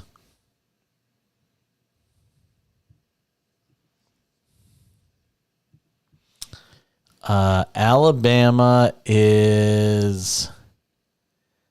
Here's what's interesting. Alabama is not on the list. There's other SEC teams in there, but Alabama is not on the list. All right, here we go. I'll give them to you. Game is over. Yep. You are not going to the Showcase Showdown. Number 10 is Nebraska. Average cost $229 for 2 people to go. $190 for 2 tickets to attend a game. Parking is an average of $25. 2 sodas are $8. 2 hot dogs for $6. You got Georgia at number 9. Number 8, UCLA. Average cost $234. $138 for 2 tickets. The parking is $40. 2 beers are $24. $16 for 2 sodas, the same price for 2 hot dogs. So they're banging you harder for food and beverage there, but the tickets are less. It's because it's UCLA and they play at the LA Coliseum, which is a dump. Mississippi State is number 7. Told you, SEC. $236. $170 for 2 tickets. Parking is $40. 2 beers, $16. 2 sodas, $6. 2 hot dogs, $4. Number 6, Clemson. $194 for 2 tickets. Parking is $40. 2 sodas are $12. $4 for 2 hot dogs. Missouri. Missouri. Total cost $241. Tickets, 2 of them, $180. Parking is $25. 2 beers, $18. 2 sodas are $10. Hot dogs are $8. Texas is number 4. Average cost of 2 tickets, $170. Hello to our friends in Austin who are no longer with us. $170 for 2 tickets. Parking is $40. 2 beers, $16. 2 sodas, $8. Same price for the hot dogs. Number 3, Notre Dame. Come on. How do you leave out Notre Dame? It'd be a no-brainer. Notre Dame, average cost $261. Average price for 2 tickets to see a game at Notre Dame Stadium is $200. Parking is $35. 2 sodas are $10. 2 hot dogs are $16 to go see the Fighting Irish. Number 2 is a shocker to me. If you had given me 100 guesses, this would not have been one of the teams I would have guessed. Number 2 is West Virginia. Yes, they are banging you hard. Not in a good way to go see West Virginia football. West Virginia, $264 for 2 people to go to a game. $200 for 2 tickets. $20 for parking. 2 beers are $18. 2 sodas are $14. 2 hot dogs are $12. It's crazy. It is madness. Number 1. Where's Jim Ross? Oklahoma. Da, da, da, da, da, da, da, da, da, da, da, da. Yep. $276. 2 tickets, $206. Parking is $30. 2 beers are $17. 2 sodas are $10. So that's the most expensive. Now, most in demand is a different subject altogether. According to StubHub, these are the most in-demand tickets for this season, according to StubHub. Go ahead, see what you can guess here. We got a few minutes left.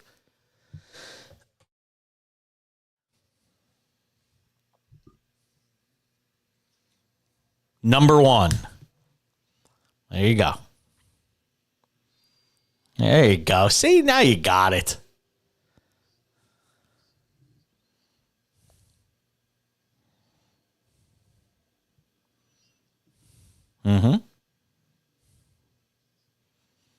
Clemson is not on the list.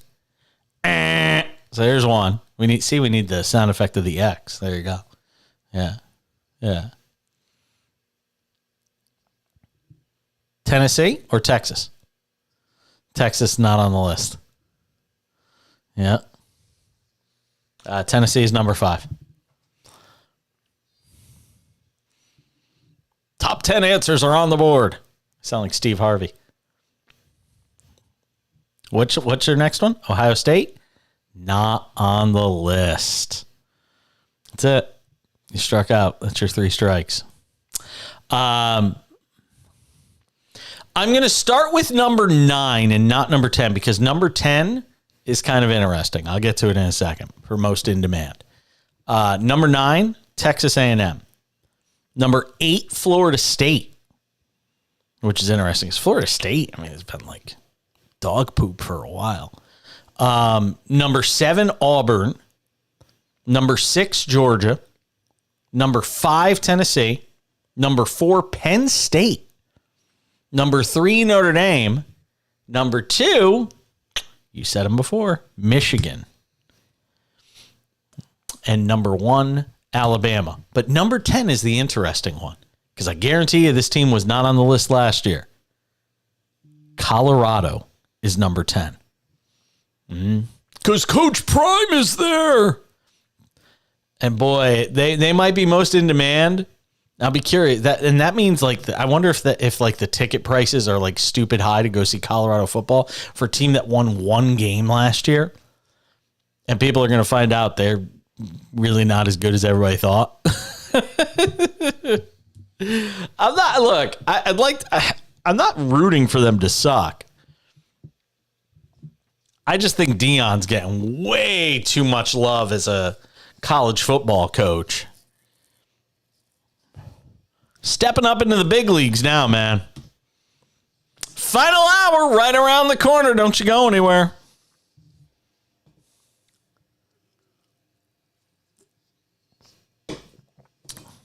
I have no idea.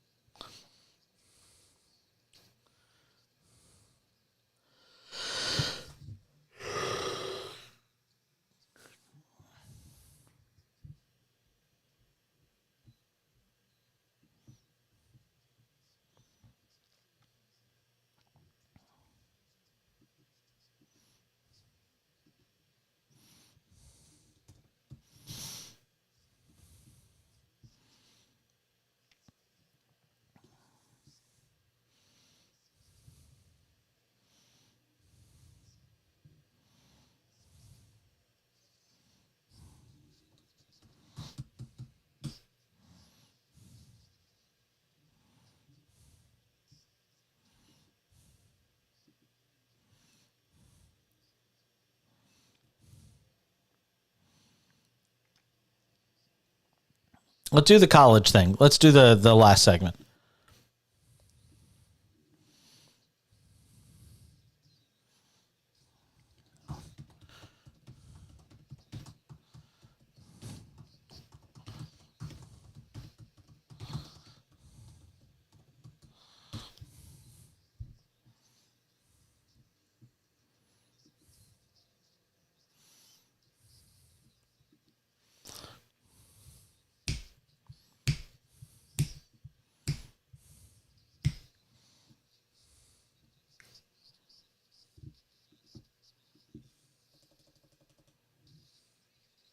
Wake up call.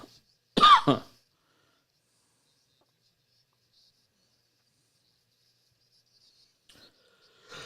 Roger. Let's go double check.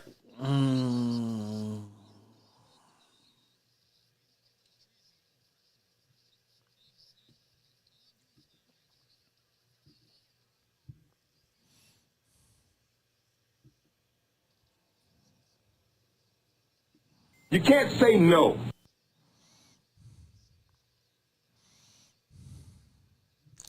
Watch out for that first step. It's a doozy.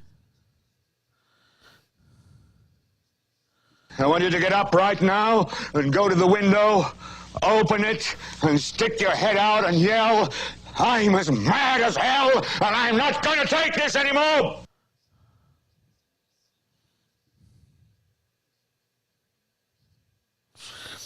That was from the movie Network. I've got Trump. I've got Austin Powers. HAL 2000, which is from Space Odyssey, 2000: A Space Odyssey. Groundhog Day. A little bit of Arnold Schwarzenegger. I got a whole bunch of Jack Nicholson that I haven't loaded in yet. Some funny Jack Nicholson stuff.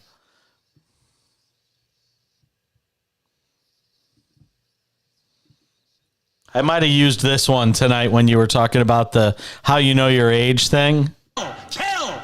Shut up! Shut up! Shut up! You want me on that wall. You need me on that wall. Yeah, I got. I would rather you just said thank you and went on your way. You can't handle the truth. That is a great scene. Every time that movie's on, I watch. You have to ask me nicely. When he goes to Guantanamo Bay. I love it.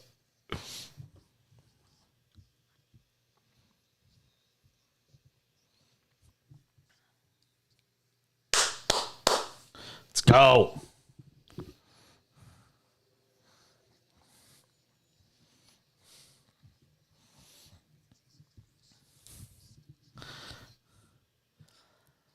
Final hour of a Tuesday/Wednesday edition of the show. Thank you for being a part of it. Alongside producer, engineer extraordinaire, the Charles Carter. CC. I am Jason Page. Thank you for being with us on the show.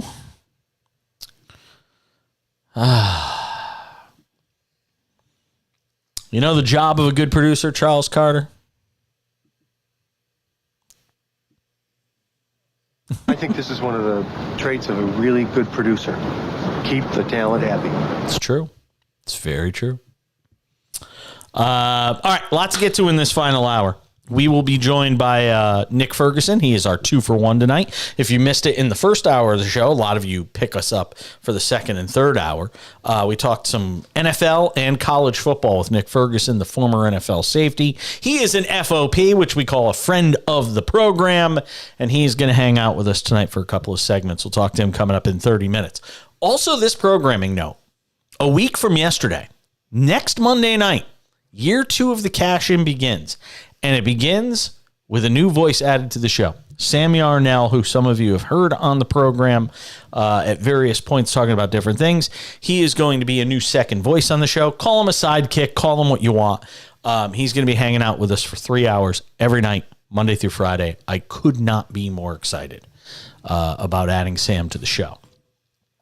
So he joins us beginning next week. It's going to be very cool. We'll have a lot to talk about with him. All right, I got a lot to jam into 30 minutes here, so let me do that. First of all, James, I did not see this coming. I did not see this coming at all. Did you see what happened to James Harden? He got fined $100,000 today by the NBA for calling Daryl Morey a liar and demanding a trade. I've never heard of this rule. I mean, I've heard players call out management, ownership, say, I'm not going to play. I have heard this forever. But apparently, Harden making these comments in China about Morey and saying he's not going to play with the Sixers has ruffled some feathers within the NBA. He's been fined, James Harden's been fined $100,000 for issuing, quote, a public trade demand and saying he would, quote, not perform the services called for under his player contract. I've never heard of this in my life. Players have done this stuff forever. Is it a new rule? I don't know. We're going to have to get Kurt Heelan on to talk about it. Harden's comments came after the NBA's announced investigation. So the NBA said, we're investigating the Sixers and this whole thing with James Harden. But then they fined James Harden. Everybody thought they were going to go after the Sixers for making promises to Harden that were sort of nod, nod, wink, wink, which is a violation of the CBA. But instead, they went after Harden, and he got fined the max allowable under the new collective bargaining agreement. Now, this is why the NBA could say they did what they did. They sent a memo warning players about issuing public trade demands. After Damian Lillard and his agent made clear he wanted to be in Miami. But here's the thing. They didn't fine Damian Lillard $100K. They just gave a warning after that. So now Harden's saying, well, Damian Lillard didn't just get fined $100,000. Why are you doing it to me? And they're basically making an example out of James Harden. This dude's going to become a pariah. You know, Jason McIntyre, I kind of snickered when Jason McIntyre on Colin Cowherd's show said he's going to wind up playing in China. He really might wind up playing in China. Just to thumb his nose at the NBA, cut his nose to spite his face sort of thing. See, I don't need you, NBA. I'll go to China and I don't know how much Dwight Howard. Can we find out how much is Dwight Howard making to play in China? I'm looking it up. Dwight Howard's salary, China basketball. Let's see. I'm going to look it up.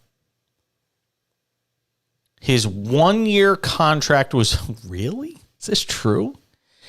The 8-time NBA's All-Stars monthly salary in his 1-year contract was rumored to be $200,000. He earned over $2.5 million in each of his last 3 seasons in the NBA. He only made 8. Is this really true? Oh, he's playing in Taiwan. He's not playing in China. That's why. He's only making $1 million because he's only playing in Taiwan. That's why. Okay, that makes sense. All right, that makes sense. For example, Chinese Basketball Association pays between $3 million and $6.72 million for Chinese players born in the country. Each team can have up to 4 foreign players and limit their salaries to no more than $7 million. So he's not going to play in China. James Harden ain't no idiot. Yeah, well, because they want their own to stay and play in the league, so they're going to pay them well. I mean, that's actually, I'm shocked that the Chinese Basketball Association pays that much. $3 to $6.72 million, that's a lot of money. But the NBA Players Association is filing a grievance on behalf of James Harden. And I can understand why.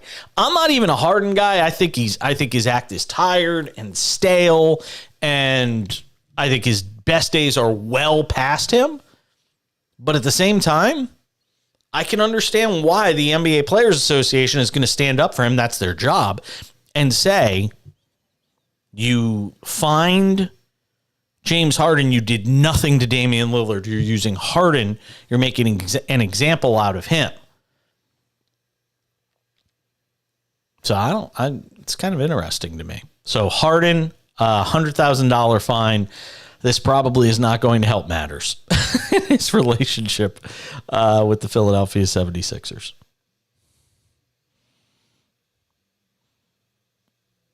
He's not. No, I think he's going to come to camp. He's going to make a stink. We talked about this with Kurt last week, and I think Kurt is spot on, and I agree with him. He's going to show up at camp.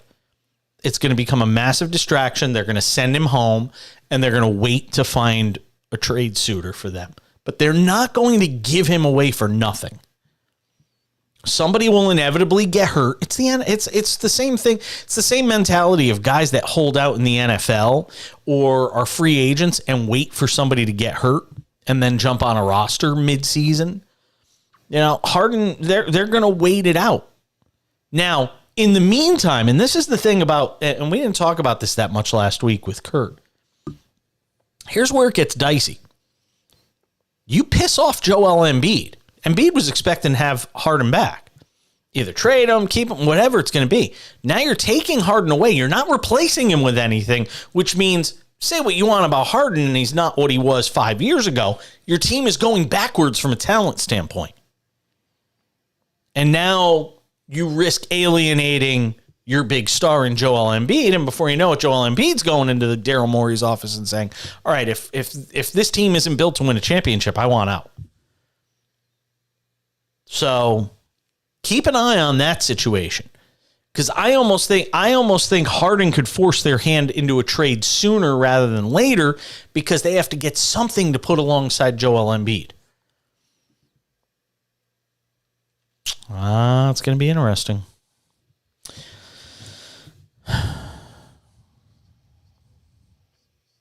Yeah, he absolutely did. Well, he's feeding Embiid too. Reds lead the Angels 4-3, bottom of the ninth in Anaheim. By the way, as bad as the Angels are, they're actually better than the Yankees right now.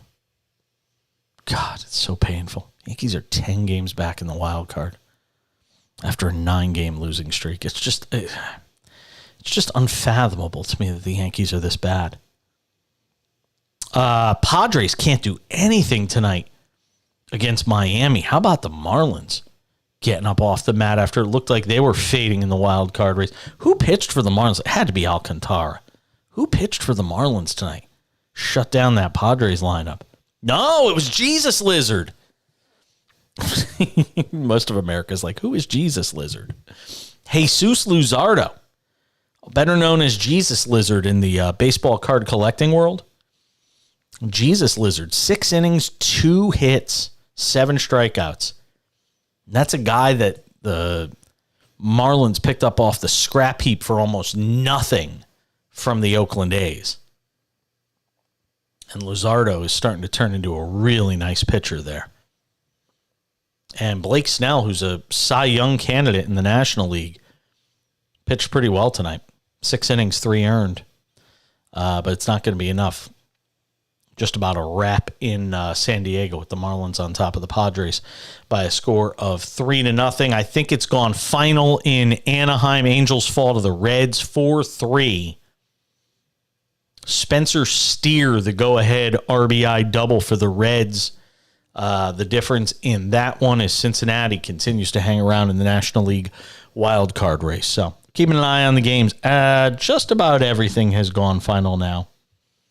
Rangers and Diamondbacks. D-backs lead the Rangers 6-3, top of the 8th.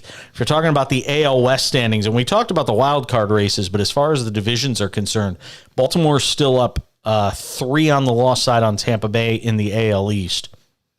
Minnesota's up now 5 on the Cleveland Guardians, who are 60 and 66.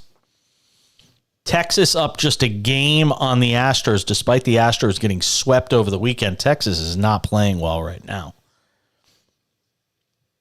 Atlanta's up big in the NL East. That's a foregone conclusion. Milwaukee up 3 games on the Cubs in the NL Central, and the Dodgers are running away in the NL West. All right, golf and gambling and why it's becoming problematic for the tour. That's next.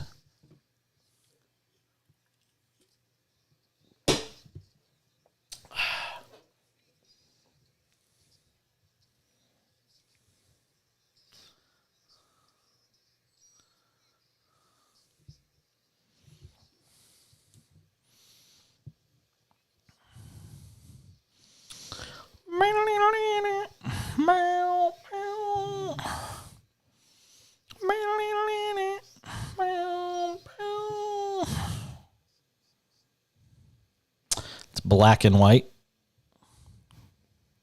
Yeah, it's black and white. He may be my baby, it don't matter if it's black or white. All right, so Nightingale will be on tomorrow for sure. Mike Yam from NFL Network will be on Thursday. Yeah, I'm trying to pre-book a little bit. Make my life a little easier.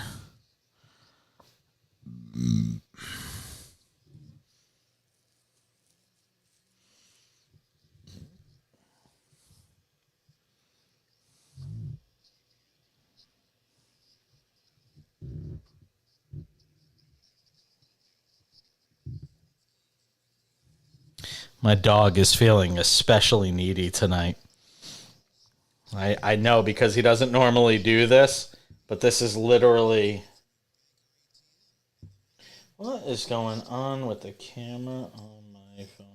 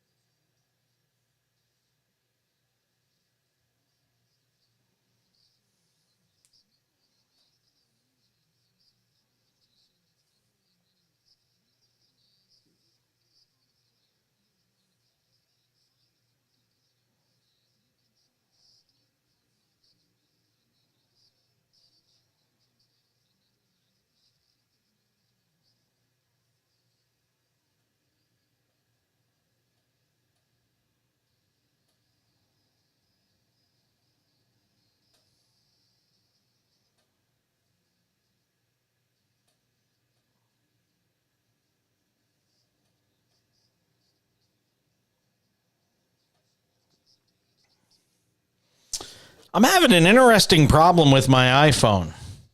Never had it before. The phone can't focus on stuff. Yeah, the camera.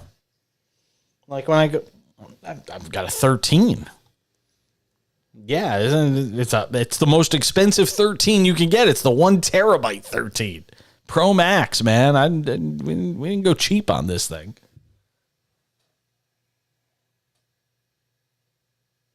For some reason, it's not focusing when it takes pictures. It's very strange. No, it didn't get wet in the hurricane.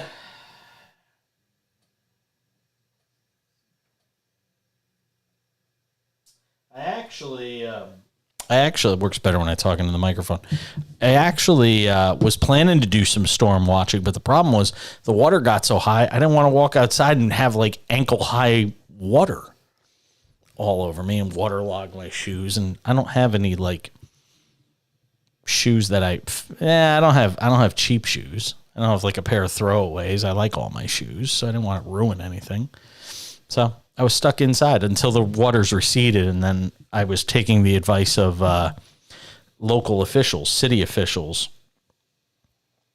City officials were saying, don't go out on the roads, and I actually decided to be one of those conscientious people in the city, and I didn't go out on the roads. Jason Page, it's exactly what I am. So this weekend, who's the golfer? Max Homa was getting ready to hit a putt on the 17th or 18th hole of his round. He was getting ready to hit like a 5-foot putt. And as he pulled his putter back, somebody yelled in the crowd, "Pull it!" Basically doing like the Happy Gilmore thing. "You're going to miss this putt, you jackass." That's about the only thing you could do that's worse than that.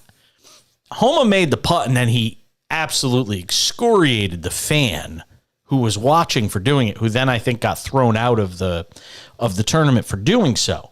But apparently, this problem is all the rage on the PGA Tour. The problem of people that are betting on golf are now trying to basically do what they can to screw up other golfers so they win their bets.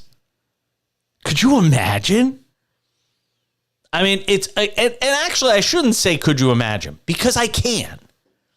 Because whether you've got a $10 bet with the guy standing next to you just for spits and giggles, or you've put $100 on a golfer that's one shot behind a golfer you're watching and you want to screw up that golfer, I absolutely can imagine that this is a problem for golf now. You can't screw up a Major League Baseball player by yelling something out of the crowd while they're at the plate. There's a zillion people in the stands, unless it's Oakland where you could hear each and every individual fan in the stadium because there's so few of them. So I kind of get that. But, and in tennis, it could be an issue too. You could make a noise during a tennis. All you got to do is go, when somebody's going to hit a serve, and you could potentially screw up that person. So it's kind of interesting that this is sort of the new age problem, and one of the unintended consequences of sports betting and even just people screwing around betting. It's very easy. It's real easy in golf to screw somebody up. It's easy to do it in golf to mess somebody up by making a comment about, whatever. It's simple to do. So I can understand John Rahm being concerned about the fact that there are people trying to screw up golfers when they're betting. Here's the exact quote from Rombo. I'll give it to you here, because the PGA Tour is kind of putting its head in the sand on this, and figuratively speaking, no pun intended. They're basically saying, well, we haven't really noticed this being a problem. Rahm said Tuesday, players hear about gambling every single round. Quote, that happens way more often than you guys may hear, Rahm told reporters Tuesday at this week's Tour Championship. I mean, it's very, very present. In golf, spectators are very close. And even if they're not directly talking to you, they're close enough to where if they say to their buddy, I bet you $10 he's going to miss it, you hear it. PGA Tour confirmed Tuesday a fan was ejected from the third round of the BMW Championship for yelling, pull it, while Max Homa was attempting a short putt on the 17th green at Olympia Fields. Homa told reporters the fan had bet $3 on him to miss the putt. $3 bet and you're yelling, miss it or pull it. For $3? Is it worth it? Homa said, I love that people can gamble on golf, but that is one thing I'm worried about. It's just always something that's on your mind. It's on us to stay focused or whatever, but it's just annoying when it happens. Fans are so great about being quiet when we play. I think they are awesome. When anybody ever talks, it's so unintentional. They don't know we're hitting. It just sucks when it's incredibly intentional. PGA Tour Commissioner Jay Monahan said the incident was, quote, unfortunate. And they're saying right now that this is not a rampant problem. PGA Tour's executive vice president of brand communications said, not really a big problem. Rahm agreed golf fans are pretty good for the most part. You're hearing the positive. Rahm said, I got $20, you make birdie here, things like that. But no, it's more often than you think. It's not caught on TV maybe, but it's something that happens, yeah. There's no way for the tour to police it, though. There's no way for the tour to police that sort of behavior. But it's real, man. And again, if you're somebody that's got big money, not that I would ever excuse it, but I could understand if somebody was like, oh my God, it's, the difference between paying the mortgage and not paying the mortgage. Miss the putt! But for guys betting $3, $5 with their friend standing next to them, it's kind of interesting. The way that you can't bet on certain sports if they take place in your own state. Like you can't bet in that state. I know college sports does that.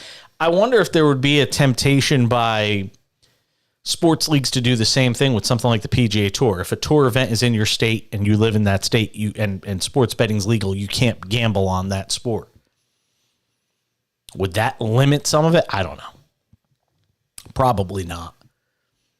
Like I said, if you've got people just making $5, $10 wagers with their friends standing next to them, and they're doing that sort of thing, all the regulation in the world isn't really going to do all that much to help you. Coming up in 7 minutes, Nick Ferguson, former NFL safety, will hang out with us for a couple of segments. He's the 2-for-1 tonight. We'll get into it with him on the NFL and college football. DJ Uiagalelei is going to be the starting quarterback at Oregon State this year. They went 10-3 last year. He struggled at Clemson. This is an opportunity of a lifetime for him coming out of that situation at Clemson. And boy, you want to talk about the difference, with the transfer portal. And just 10 years ago, this opportunity didn't exist. 10 years ago, if you had the year that DJ Uiagalelei had last year at Clemson, your aspirations for playing in the NFL were pretty much done. And now he gets to go to Oregon State. He gets a fresh start, a new beginning, almost like free, because, college football, it's like free agency when you get to the transfer portal. And he's going to have an opportunity to try and, turn his career around with this season coming up at Oregon State. I think that's Corvallis, isn't it? Oregon State? I think they're Corvallis. Or is that where Oregon is? I can never remember. One of them's there. Can I ask one other thing before we wrap up this segment? What is it with all these young people dying? I don't want to sound like a Debbie Downer here, but we've got to start asking ourselves a question as a society. How... And we don't know the circumstances around this, but Reggie Chaney, who was a forward on the Houston men's basketball team that went to the Final Four in 2021, died on, I think, Tuesday. but they announced his death on Tuesday. He was 23 years old. He was going to go play professionally in Greece this year. 23 years old. And it feels like every week I could do a story on this show about some current, former, recently retired professional athlete, some young athlete who's dying in their 20s or 30s. You got to start asking yourself, what is happening? How is this happening? Anyway, Nick Ferguson joins us on the other side. Talk all things football. Next on the Cash-In. Did he kill himself?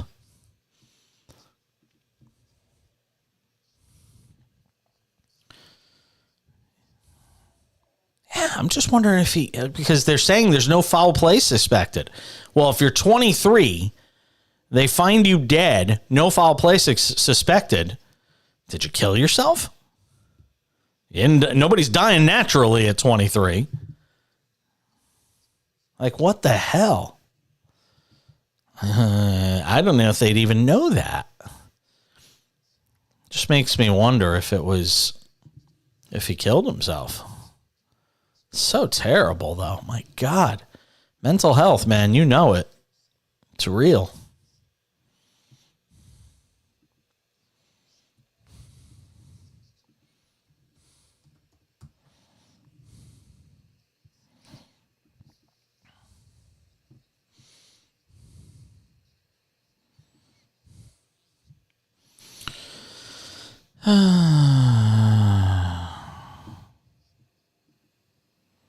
I'm sure. I'm sure. I believe it.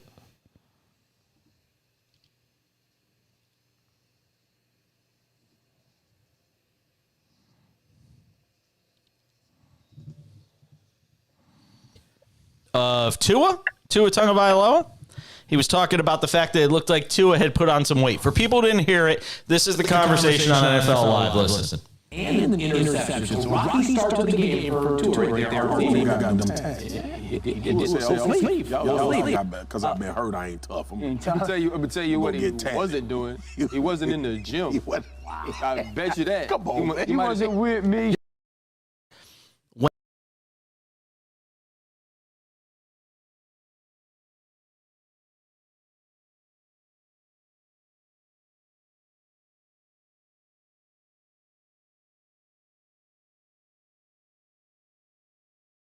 I didn't want to tell people. I didn't want to tell people the story. I wanted to let you explain it.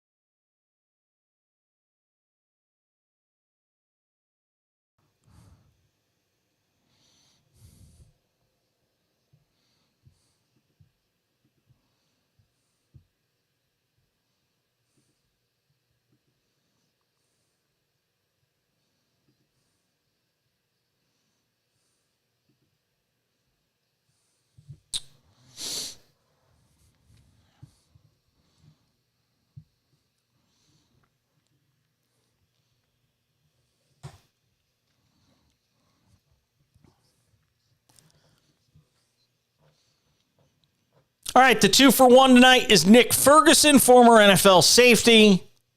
Does a great job in Denver sports radio, where he used to play for the Broncos. And Nick, you had an interesting encounter with our buddy Ryan Clark over on ESPN. I sort of want to let you just kind of take it and run with it. So give us a sense for what happened between the two of you, because I was kind of at a loss for words when I saw the whole thing. I didn't want to tell people. I didn't want to tell people the story. I wanted to let you explain it. So, because you sent me this thing about. So I guess Ryan Clark went on to NFL Live, and he was making fun of the physique of Tua Tagovailoa. He was talking about the fact that it looked like Tua had put on some weight. For people who didn't hear it, this is the conversation on NFL Live. Listen. And an interception. So rocky start to the game for Tua right there. Our team. Tua got them tats. Yeah, he did. He did. Tua said, full sleeve. Y'all think I bet because I've been hurt. I ain't tough. I'm gonna tell you what he wasn't doing. He wasn't in the gym. I bet you that. Come on, he wasn't with me. He might have spent a lot of time at the tattoo parlor. He was not at the dinner table eating what the nutritionist had advised. Oh my! He looks happy. Okay, he is thick. He's thick. Yeah, he's built like girl work at Onyx in Atlanta right now on the bottom. Come on now. Get to the show. So, you took umbrage with that comment and kind of hit him back on X and said, yeah, you know. So kind of take it from there. You go. What did you say to him on X? Well, basically what I said to him was that, hey, listen, man, we're part of a brotherhood. We don't have to resort to tearing one another down. You know, we still can provide our own perspective without doing that. Someone who used to work at ESPN once told me, you talk about the player, you don't make it personal. Mm-hmm. And what I thought he did, knowing as though there's a brotherhood, the part where he said, hey, listen, he just looks like he spent time, too much time at the tattoo parlor. Okay, I can get that. But then when he moved on further to say, hey, his bottom half looks like a girl from Onyx, and you have to know what Onyx is in Atlanta. See, that he was talking and making reference to a shoe model club. And I take issue with this, like, well, you don't talk about another man like that, first and foremost. And there is still another way that you can kind of get out your perspective without resorting to those types of tactics. But I do know in today's media that you and I are both in, and you've been in it longer than I have, you have to throw out hot takes and clickbait to kind of get these types of response. So I was trying to put it out there to say, this is not the way that we do it.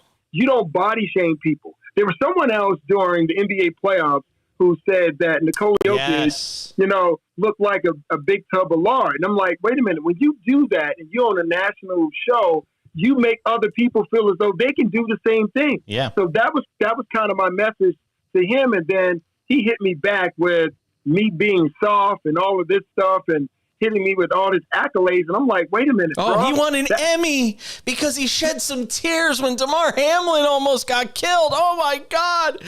Don't you know, Nick Ferguson? He won an Emmy. And I'm like, listen, man, you don't have to come at me with your accolades. Good for you. Bravo. But that wasn't the topic of conversation. So you were diverting from the topic of conversation, which is we don't need to do these types of things, because when you say that on national TV, you give others, once again, the ability to do the same thing. And that seems to be, for me, part and parcel the problem in our country. Yeah. And Marcus Spears is sitting there laughing it up the most. And Marcus Spears looks like he ain't missed too many meals either. So, I mean, it's pot calling the kettle black, too. You know what I mean? It's like everybody's sitting up there laughing on it. Dan Orlovsky, who loves to clutch his crucifix, he's the Christian. That ain't very Christian, what Ryan Clark is saying. And Dan Orlovsky's sitting there laughing like it's so funny. And I'm sitting there going, Dan, you're such a friggin' phony. You're such a phony, man. Well, my whole thing was, JP, was just because everyone laughed, and that was kind of, Ryan Clark's justification. Everyone laughed. They laughed on social media. Just because everyone laughs doesn't make it right. Of course. This is why kids have a lot of body image issues, because everyone's laughing. Mm-hmm. But he's not willing to see the big picture, because He's looking at how many followers he has and how many people were laughing. But not everyone was laughing at that idea. No, they're absolutely not. Let me ask you something. Let me switch gears away from that for a second, because there's so many clowns over there at the quote worldwide leader that we could spend all day on this stuff. I got something on Stephen A. Smith later where Lonzo Ball just made him look like an idiot. I saw that. Oh my God, Lonzo! Bless your heart, Lonzo Ball, and Stephen A. Smith looking the fool. I am okay with Ron Rivera trying to make a point and create a culture of winning and ending this Ravens preseason winning streak, 28 or 29 games, whatever it is. I don't have a problem with it. In fact, I think it's great. You know, I don't think anybody should apologize for trying to win, even if it's the preseason. I want to win. I want to create a culture where losing is not acceptable. Well, for an organization who losing has become the culture, this is kind of a paradigm shift, if you want to call it that. And the first part of it came with the hiring of Eric Bieniemy. And Ron Rivera a couple of weeks ago didn't back his offensive coordinator when he came out and said a couple of players felt as though he was being too tough. Wait a minute. You don't know what winning is. You got a bunch of young players who have come from winning college programs, but they've adopted that Washington football team losing attitude. And all Eric Bieniemy was trying to do was to show them the right way. And he said it himself. I'm going to break you down, but I'm going to be your biggest fan and validate you. And we saw the Washington football team go out, even in the preseason game. Sam Howell played well, and we hadn't seen that in a while. So, yes, you want to win every single preseason game because that's a boost of confidence. But I will add this, and you already know, just because you win in the preseason doesn't guarantee things are going to carry over to the regular season. Of course not. No, I totally appreciate that, the idea that, you know, one doesn't carry over to the next. But again, to me, it's about creating a culture. I don't have a problem with Ron Rivera doing it. Everybody's like, oh my God, you know, going all out to try and end the streak. I don't have any problem. Talk to me about the Broncos, because that's obviously near and dear to your heart. They cut some big veterans, cut I think 6 veterans, starting to sort of shape this roster as Sean Payton. What do you make of it? Well, we knew that this was going to happen, and I have to tell you, I was at practice today, and Coach Payton, made those comments. Hey, he brought up the guys, the alumni that were out there, and I was amongst those individuals. And he said, look, these are the guys who are the alumni. He said, and sometime you guys will be on that side of it. And everyone gave a chuckle and laugh. But Daniel Graham was standing next to me, and I said to him, but they don't realize what he just said. We know the inevitable is coming. Not everyone's going to make this team. So he has to make the hard choices as he tried to get this team ready for week 1 against the Raiders and make them competitive. And I don't envy his job, because he now has to overcome maybe 6-7 years of bad football. But I will tell you some of the highlights of people at practice. I mean, Drew Brees was at practice today, which was shocking for a lot of people. But those two, Drew Brees and Sean Payton, they have a working relationship. Mm-hmm. And I've always thought that Drew Brees should be somewhat of a consultant for this offense, because he ran this offense. He ran it at a high level. So there's some tough decisions that are going to have to be made after Saturday. But that goes to say for the other 31 teams at the same time. Yeah, it certainly is. What'd you think of the preseason game against the Niners? I thought it was great. I was a little upset defensively, because you don't want to allow a team to take the ball down the field and open it.